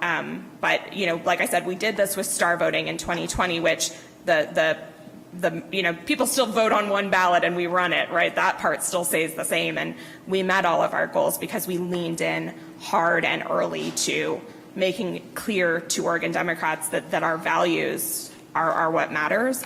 And of course, the presidential campaigns take that very seriously, and I know President Biden takes that very seriously. And in 2020, in most states, they did use some of their right of review to help states reach those goals. But I don't think there's anything unique to ranked choice voting that would make that any different than a plurality system or any other system, other than possibly the majority runoff thing, but then you run into the other impacts of that. So, Frank? Yeah, I'm sorry, I just have a few more. So say there are 4 delegates being elected. Do you have to rank them 1 through 4? Can you, normally in a regular election, you would have 4 votes. And in this case, I guess it would be like 4 number 1 votes. Can you do that? Or do you have to rank within the group of 4 that you're picking, or however many you wind up doing? So that's where I was saying before, there are a couple of different established methods of ranked choice, and that's what our Rules Committee will be determining those fine details. But the versions of ranked choice typically are, it's some multitude of the amount of people you get to elect that you rank. So instead of only voting for 4, for example, you might get to rank 8, as an example, out of a long list of people. So the idea is that you have a better shot of your vote being counted than if you voted for 4 people and none of them get elected. I will say, we considered switching to plurality in 2020, and those of you who were on this committee then may remember that Oregon had to come back with a new version of our plan with star voting a couple of months later, because our state committee is not going to approve a plurality system, but they did unanimously approve this plan with their knowledge of these systems that we're trying in Oregon, that our Speaker of the House is really supportive of. So we're excited to give Oregon Democrats the chance to try this out before we have to make a choice on whether or not we're going to endorse it for our elections. So, how long did it take to count the star votes last time? So it was a little tricky because of COVID. So I only had myself and one other staffer in the office. And as you might recall, the plans got a little crazy with all those changes. So we were actually doing our right of review in between the levels of balloting. So everyone voted, and then we were doing right of review after people had already voted, and we were having to notify people. But we completed it in a day. So I think we started at 10 a.m. and I went to bed at a reasonable hour, maybe left at like 8 o'clock or so. I'm not anticipating it taking as long because I will have more support. Like I'll have my data person and my tech person in the office with me. And of course, we won't be doing the right of review on the day of when we're in the middle of COVID and I have to wear a mask and be 10 feet away from people. So. Yeah. Thank you, Madam Chair. And thank you so much, Chevron Jones from Florida. I want to go back to something that Mr. Lewis was just asking when it comes to the ranked choice voting, and I want to double down on something that she started asking as the course of action. If you find yourself coming to a point to where you're not going to hit your affirmative action plan, what course of action do you take then? Yeah. So as we all know, right, I can't direct delegates to vote for someone beyond giving them our strong urgency. I would hope that the presidential campaigns will continue to partner with us in supporting that. If for some reason we are not looking like we're on track, for example, after we do our district level conventions, as we approach our state convention, which we've got a couple weeks there to get our act together, that we can both double down on education but also communicate with the presidential campaign. But as I said, I'm not anticipating that problem based on us using an instant runoff system in 2020 and us exceeding our goals then, and us using different voting systems in the past and not having that impact. So sounds good. Thank you. Is there any other? Did I miss anyone? Oh, David? Different subject, but about the plan. I notice in the equal division section of the plan, it refers to positions assigned to either male or female alternating by gender as mathematically practicable until the gender of each position has been assigned. And then in the next sentence it says, in the case of non-binary gender delegates, they shall not be counted in either male or female category. I think that may even be language that originates with us, but the use of alternating and the heavy emphasis on alternating between males and females kind of leaves, it may need a clearer explanation in the staff edits as to how this is not impliedly exclusionary of people who are not male or female. So. the verb alternating itself is a bit of a Yeah, problem. we've used that language in our state party bylaws for different elections, because, you know, obviously state parties, we elect people, all kinds of weird stuff. And the way that we've implemented that is, you know, you have a list of of folks in the order that they are ranked based on their votes, and then we assign the slots. And then if there's a non-binary person who reached a vote threshold that they would be included in the next spot, they are therefore elected, and then we continue with our alternation. But the goal of that being that, of course, we don't have a delegation that does not meet our gender balance goals either. Let me say, I'm sure that the implementation, in fact, is not really a problem in Oregon, our neighbor state. But if I was a first-time reader reading this, who was a non-binary, I might have some difficulty thinking how I played a role. Maybe rotating among gender categories, male, female. It just needs more elaboration. I'm not going to try to design it on the spot, but I just want to flag it. And as I said, I may well have drafted something at some point in my life that was exactly this, but in retrospect, it's not the best way to approach it. So. Thank you, David. The staff has noted it. Are there any further? Frank. So normally if we approve something as in conditional compliance, it goes away and we don't see it again. But I think we do have an interest in this ranked choice voting part of it. Is there a hybrid conditional compliance approval, but they would come back to the committee with the explanation of their ranked choice voting process? Yeah, we can. Yes. Yes, we can do that. I would move that we do that. Yes. Mm-hmm.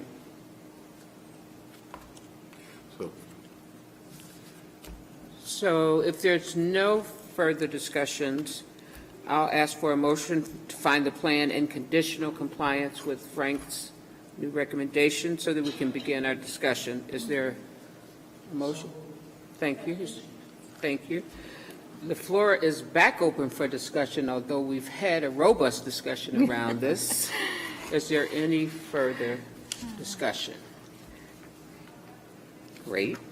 Seeing no further discussion, the chair will ask for a vote on the motion to find the plan in conditional compliance with Frank's addendum. All in favor, say aye. Aye. Those opposed, nay.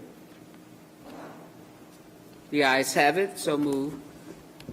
Madam Chair and the Executive Director, thank you so much. As you can see, this committee takes these plans very, very seriously. We were prepared for it. Erin prepared me. So thank you so trying much. new things means answering questions sometimes. Yes, thank you for your patience. Thank you so much. Thank you so much. The same questions that I heard today, they were aired in Oregon, so we were anticipating this today, but thank you very much for those questions. Thank you for coming. So now we'd like to go back to Nebraska.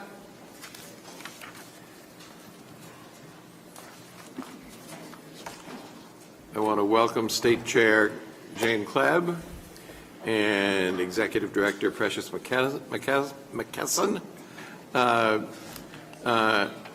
And just to let you know, we have already heard the staff report recommending conditional compliance. And I don't think there are any open questions, but we'd like to hear anything you'd like to say to us. Sure. First, thank you, Rules and Bylaws members, and for the service you do to the party. Congratulations, Secretary Ray, on earning your master's degree. Saw you on Facebook in your cap and gown.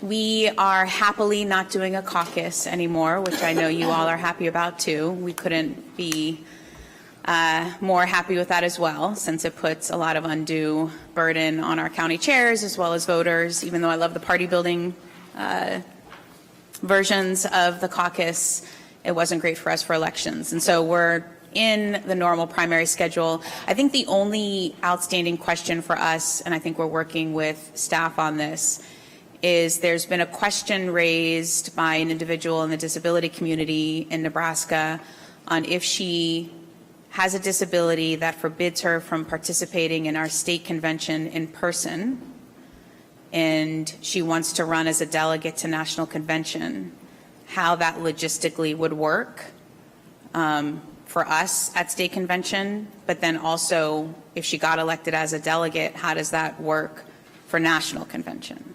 So I think that's an ongoing issue that we're struggling with and would need further guidance from the DNC on. So is the question about how does it work for accessibility to run, or how does it work for accessibility to actually participate in the convention?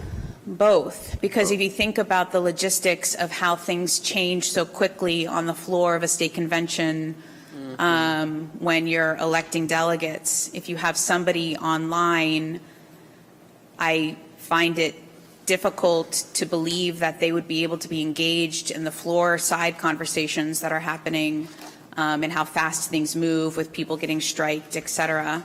So that's one issue. And then let's say that individual got elected as a national delegate. How are we as a state, like, are we supposed to carry, these is like an honest logistical question, like, are we supposed to carry around an iPhone and have her constantly on like Zoom with us? And if there were floor votes at the national convention, how would those floor votes happen? So there's just a lot of logistical questions that I don't know how that would be able to take place. So I think everyone's grappling with these questions. We just decided in our state we've done a hybrid, actually we've done an all online convention, and then 2 years ago, then a hybrid convention last year. And it's possible but very expensive. Right. So we've decided this year for a state issues convention, so there's no endorsement at stake or anything like that, to go all in person again with accessibility accommodations on site. Not everybody's pleased with that, but that's the current decision. I'm sure that the National Convention staff is immersed in the same thing. So. Okay. Yeah. And, you know, we make accommodations for this individual right now to attend our state central committee meetings, but the state convention is different with the way that voting happens. But so I am not aware of any rule or practice that requires you to do something that goes as far as being continuously accessible by cell phone. I do think the ways of carrying this out in good faith are going to keep evolving. Okay. Great. Yes, Jason. I have just one question, Madam Chair.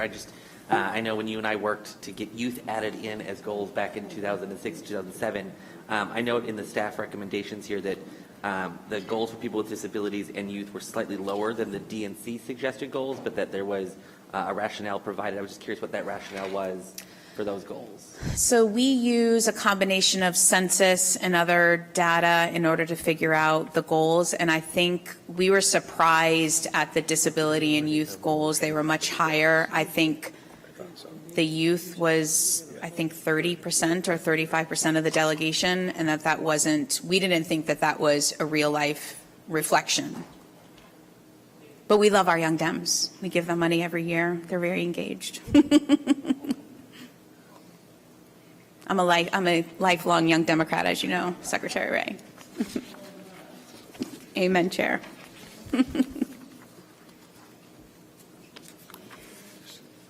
So, thank you. If there are no further questions or comments, we already had a motion before us for conditional compliance, which means you will work with the staff. As you know, you've been through this before. And it had been seconded. Is there any further discussion? Hearing none, all those in favor of the motion, please say aye. Aye. Opposed, no. Congratulations. Thank you. Our rules and bylaws chair is going to be very happy. Great. We'll now hear from Arizona, and Jenna will give us an overview. Great, thank you, and welcome, Chair Bejarano. Very nice to see you here. Arizona determines presidential preference through a presidential primary on March 19th, 2024. 47 district-level delegates are selected at Congressional District-Level Caucus on April 20th, 2024, and 9 Clio and 16 at-large delegates are elected by the State Party Committee on May 18th, 2024. Per Rule 10B, in order for the State Party Committee to be used to elect Clio and at-large delegates, the committee must be equally divided between males and females. In Arizona's case, the current composition of the committee is 62% female and 35% male. Arizona needs to use either a state convention or a quorum of district-level delegates to elect their Clio and at-large delegates. The presidential candidate petition filing deadline is on December 10th, 2023, which is more than 90 days before the first determining step on March 19, 2024. The state party must request a waiver for Rule 15D. The plan complies with the spirit and generally the substance of the rules, the call, and the regulations, but has certain deficiencies or omissions, and the staff recommends that the plan be found in conditional compliance. Thank you, Jenna. I'll now recognize Chair Bejarano from the great state of Arizona. Thank you for coming. Thank you, Madam Chair. And thank you, committee members. A vice chair of the party, Sierra Yamanaka, did most of the work. She led the committee for the delegate selection plan. It was a very open, transparent, robust process that she followed. And this plan was presented to the state committee in April, and it was passed. And we also had it up for public comment following the policies and procedures of the rules and bylaws. And it is a robust, good plan that I have looked at your recommendations and findings, and I appreciate all the work that goes into that.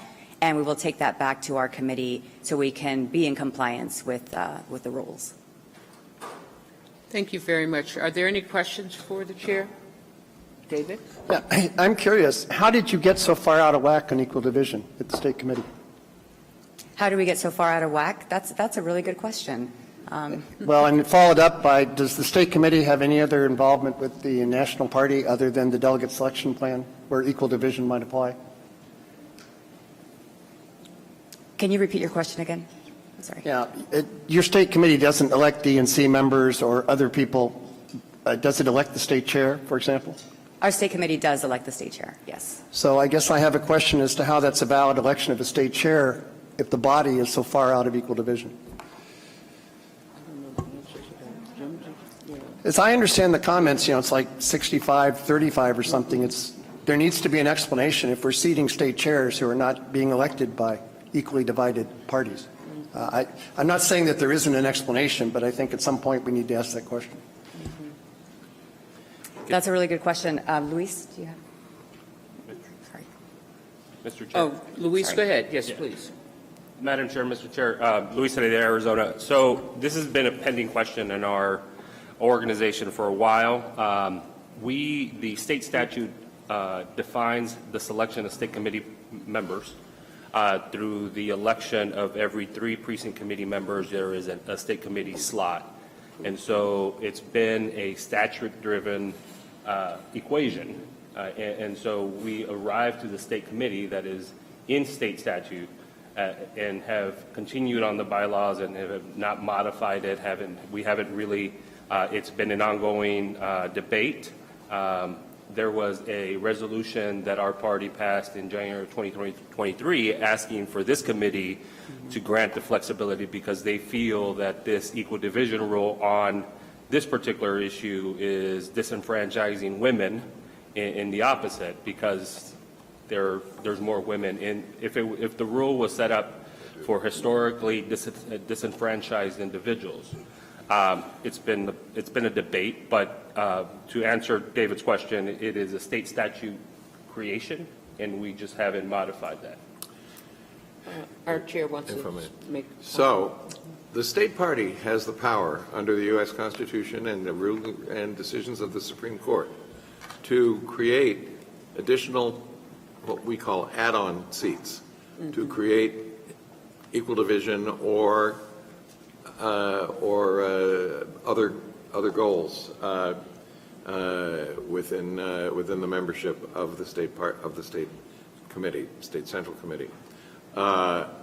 And I think that we as a body would urge you to explore those opportunities so that you validly elect a state chair. And with that being the situation, I think I'd like to see us defer this for you to come back after discussing the possibility of adopting state party charter changes to accomplish these goals.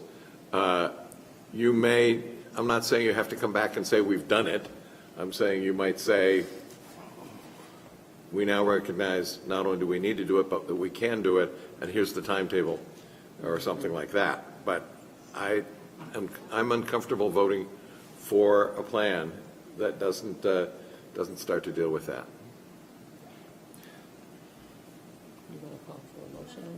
So, yes. Yes. Mr. Chair, Yes. Madam Chair, Luis de Arizona, I understand that there is a conflict. I want to make sure that this body recognizes that our state committee as a whole wants to fight this particular issue.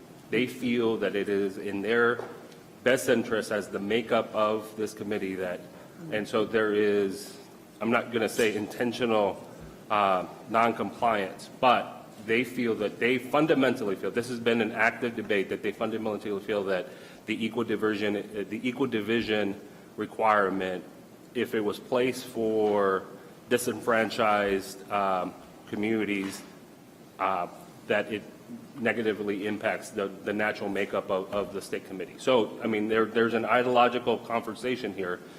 We will take back to the state committee how to resolve this issue, but it's been a lot of debate already on this conversation.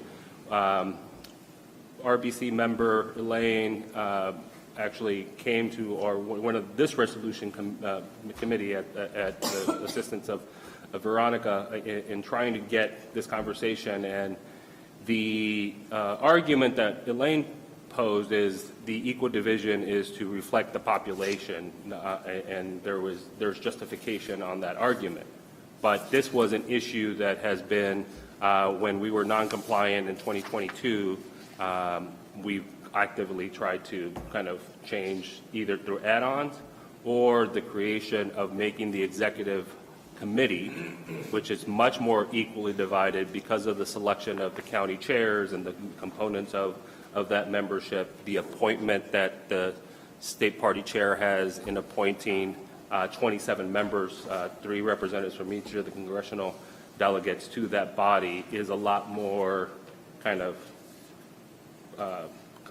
you can charge that body to be a lot more empowered for these elections, for example.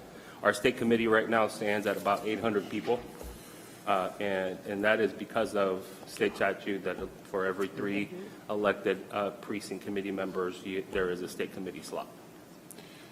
So there may be not just one way to deal with this, and it might well be that the key functions, for example, I'm not suggesting this, but I'm just saying as an example of something that could be, is that the key functions for the delegate selection plan are carried out by an equally divided executive committee or something like that.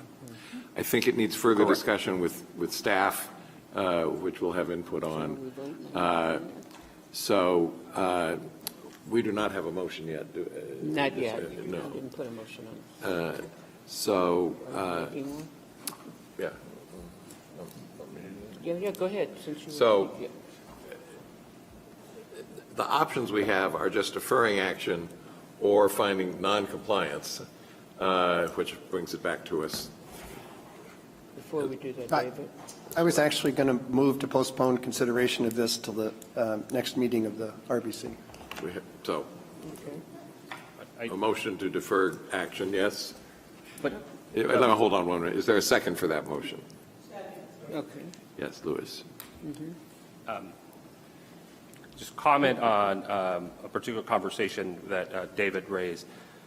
I also want to raise that if we are non-compliant in our election of the state chair and the DNC members that get elected to this body because of the setup, and we're very willing to look at changes to our state, our bylaws to get into compliance to the DNC. But this is one of the issues that have been raised over and over again. There might be other issues in the bylaws of the election of chairs and the election of DNC members that are also non-compliant based either on affirmative action or equal opportunity or notices, and it's one of the issues I've brought up. So I'm going to use this opportunity to say that this committee, after we select our delegate selection, we need to be serious about the makeup of the Rules and Bylaws Committee and how we look at the state bylaws to make sure that it is compliant to the full spirit of the charter. The makeup of the Arizona Rules and Bylaws What?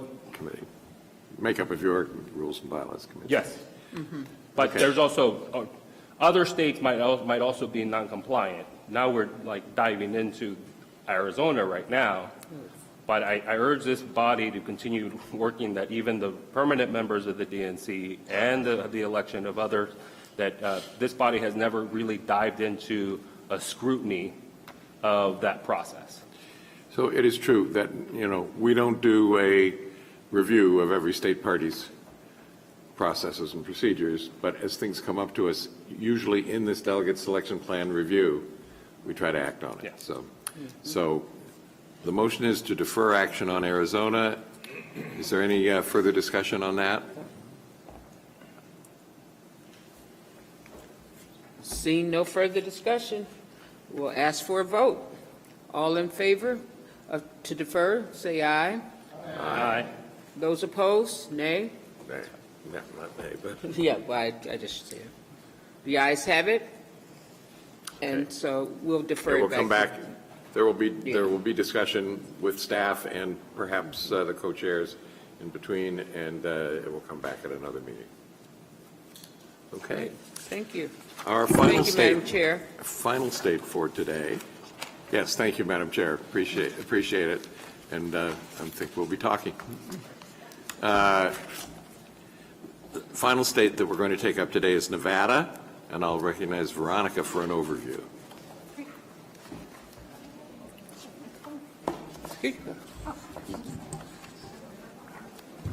All right. Okay. As Jim mentioned, our final state is Nevada. The delegate selection plan for Nevada provides for delegates and alternates to be allocated proportionally according to presidential preference based on their primary on February 6th. The delegate selection plan provides for 23 district-level delegates and 2 district-level alternates to be elected by congressional district caucuses at the state convention on May 18th. 5 PLEO delegates, 8 at-large delegates, and 1 alternate will be elected by the state convention on May 18th.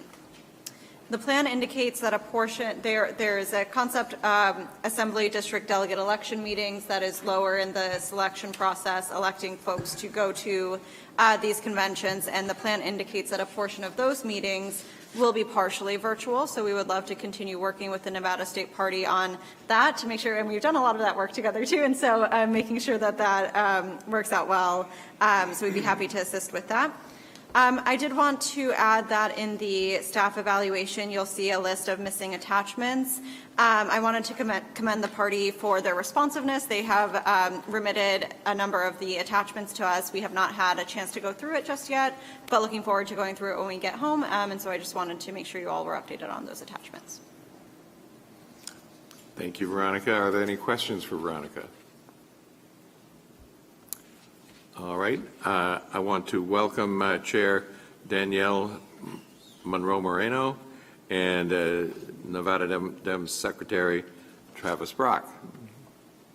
And who else do we have here? Would you introduce yourselves? Yes, so please introduce yourselves, and we'd love to hear from you.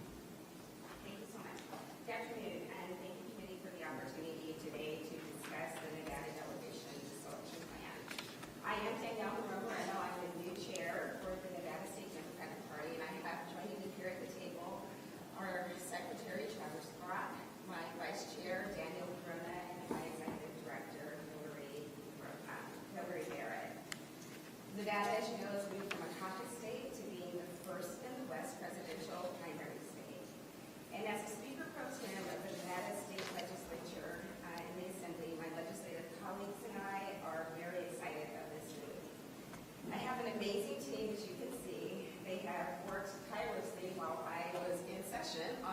plan. We decided that on Tuesday night after regular session and 2 special sessions. But together we held listening sessions with our to discuss our plan. And the plan was overwhelmingly approved by our Central Committee members last Saturday. And we're here to answer any questions that you may have. I'm a little nervous. It's my first time here speaking in the legislature. I don't get nervous, but you guys can be nervous. I don't know. As Speaker Pro Tem, we should not make you nervous, but are there any questions for the chair? Yes, Frank. So the Republican Party of Nevada recently filed a lawsuit challenging the primary statute and challenging the requirement that parties participate in the primary. I'm assuming from the Democratic perspective that doesn't have any impact on what you guys are doing. You're doing the primary either way. That is correct. And that was short and sweet. Any other questions? Artie? Thank you. I just want to say that this has been a real good working opportunity for Nevada. What the chairwoman has said, and I'm so excited and happy for this new leadership of the Nevada Democratic Party, working on this delegate selection plan. I started actually with the previous chair, and we were able to continue the process with this new team to come up with what we have developed as what could be the best delegate selection plan for Nevada, moving from a caucus state to a state-run primary process. So we're very excited, and I just wanted to say thank you, and I would like to move for approval of conditional compliance for Nevada's delegate selection plan. We have a motion. Do we have a second? Any further discussion? All those in favor of the motion, please say aye. Aye. Any opposed? Congratulations, and thank you for being here. Thank you. Great. Well, before we adjourn, Veronica's going to give us a few housekeeping duties and give us an update on July. Thank you. As you all will recall, our next meeting set is July 28th and 29th in D.C. Between then and now, we'll continue working with state parties, those found in conditional and noncompliance, to work through their plans, the staff evaluations, make sure our notes are clear, and see where we can be helpful to those state parties. So we'll continue doing that work. We'll also have the 9 additional plans that we're expecting to come in who passed the June 3rd deadline. We expect those to come in as well, and we'll continue working with those state parties. And we'll, of course, dive back into our reviews of new plans from the southern and northeastern region and those that came in a bit later to work through those. In addition to those plans, I just want to remind folks that today we deferred the Ohio plan for a vote. We deferred Arizona for a vote. And then I just wanted to clarify quickly on California. We had, as you all knew from our emails, we expected this meeting to go on for quite a bit longer. So we had prepared one backup plan, the state of California. California is still going through their public comment process and their approval process. So we had saved that because it had come in and it had been going through staff evaluation at that point. And in today's shuffle of moving around some of the states to accommodate state speaker timing, I'm not quite sure that we got that message on the record, and so I just wanted to make sure that we were being clear with all of you all why California was included. Now, it was a backup plan that became the plan, and now we are very much ahead of schedule, and so I expect that California will keep us updated on their approval and the public comment as well, and should the co-chairs wish for that to come before the body, again, they have the ability to do so. Yeah, I guess now I'm a little confused. Can we approve a plan that has not yet been adopted by a state party? Even conditionally? That's not our normal process. Well, given Alabama, I just want to be clear. That's a good point. However, since we already did it. Well, all things are subject to reconsideration in the same meeting. I'm sure that the parliamentarian. That is a good point, and I had not realized that it was not approved at the state level. Would you like to move reconsideration? Yeah, I would move to reconsider the conditional approval of California And if this motion passes, then I will move to defer consideration to a meeting after they have adopted the plan. Is there a second? All, I don't think there's, yes. Yes, Stuart.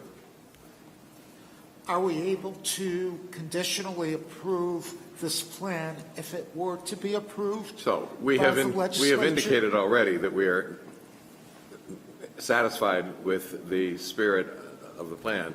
It just hasn't met all the technical requirements. Yes, but I think what I'm saying is that since we are satisfied with the spirit and we do have questions that need to be addressed by staff, if this were to be the plan, this is conditionally approved without reconsideration. The trouble is that I do think we set a bad precedent, as David is pointing out, by giving conditional approval to a plan that has not been voted by the state party. All right. So that's why we Fine. won't do that. Any further discussion? Artie? Thank you, Mr. Chair. I wanted to ask about our schedule, and I may have missed this at the beginning of the meeting, so I apologize. Just wanted to go through again. We're anticipating maybe an additional two meetings before the October meeting, or is it three? Before the October DNC meeting? Is The that- October DNC meeting, yes, sir. So we have two meetings. We have end of July, July 28 and 29, and September 8 and 9 in DC. September 8 or 9 or 8 and 9? Well, right now, it's tentative. Right now, tentatively, it's 8 and 9. We'll clarify that after we know what happens in July. Yeah, September 8th and 9th is a hold. We know that you all have been very generous with your calendars with us, and so we've been working to get a little bit more advance notice. We're still working on the logistics for the 8th and 9th, and so that's why we listed it as a hold to navigate that. Ask another question real quick, sorry. I know we did the extension for New Hampshire piece, and we are anticipating that by that September meeting, we'll have something set for them, or will they be up in the July? Yes. September. The September. Got it. I kind of was asking too, and I wanted to have questions. September. Okay, thank you. Great. So are there any further comments, questions? Well, we have, before we adjourn, we have two special announcements. One, we want to recognize our secretary, Jason Ray. He has just received his MBA. Oh, sorry. We didn't vote on it. Oh, okay, sorry about that. We need to back up, sorry. Well, congratulations. Yeah. They interrupted your great congratulations, but that's okay for a very important reason. Yes, exactly. We did not actually vote on the reconsideration. All those in favor, please say aye. Aye. Any opposed? Now, you said if we voted to reconsider. Yeah, I now move to take up the California plan as soon as we can after it's been adopted by the state party. Is there a second? Second. All in favor, say aye. Aye. Opposed, no? Thank you, Alex. Yeah, did have to tell. So Jason, again, congratulations. We don't know how you do all that you do, but we're glad that you're doing it for us. So thank you very much. The other announcement we have is Artie. She is moving to D.C. Yes. And she's going to be working for the AFL-CIO as the National Campaign Director. Whoa, great. So we're going to all be at Artie's back door. And the AFL-CIO has just endorsed President Biden. So. Yes. Right. Well, thank you again. Thank you to all the staff for your preparation. Thank you to the members that have traveled near and far. Without objection, we will stand adjourned. Thank you. We got to run. Okay.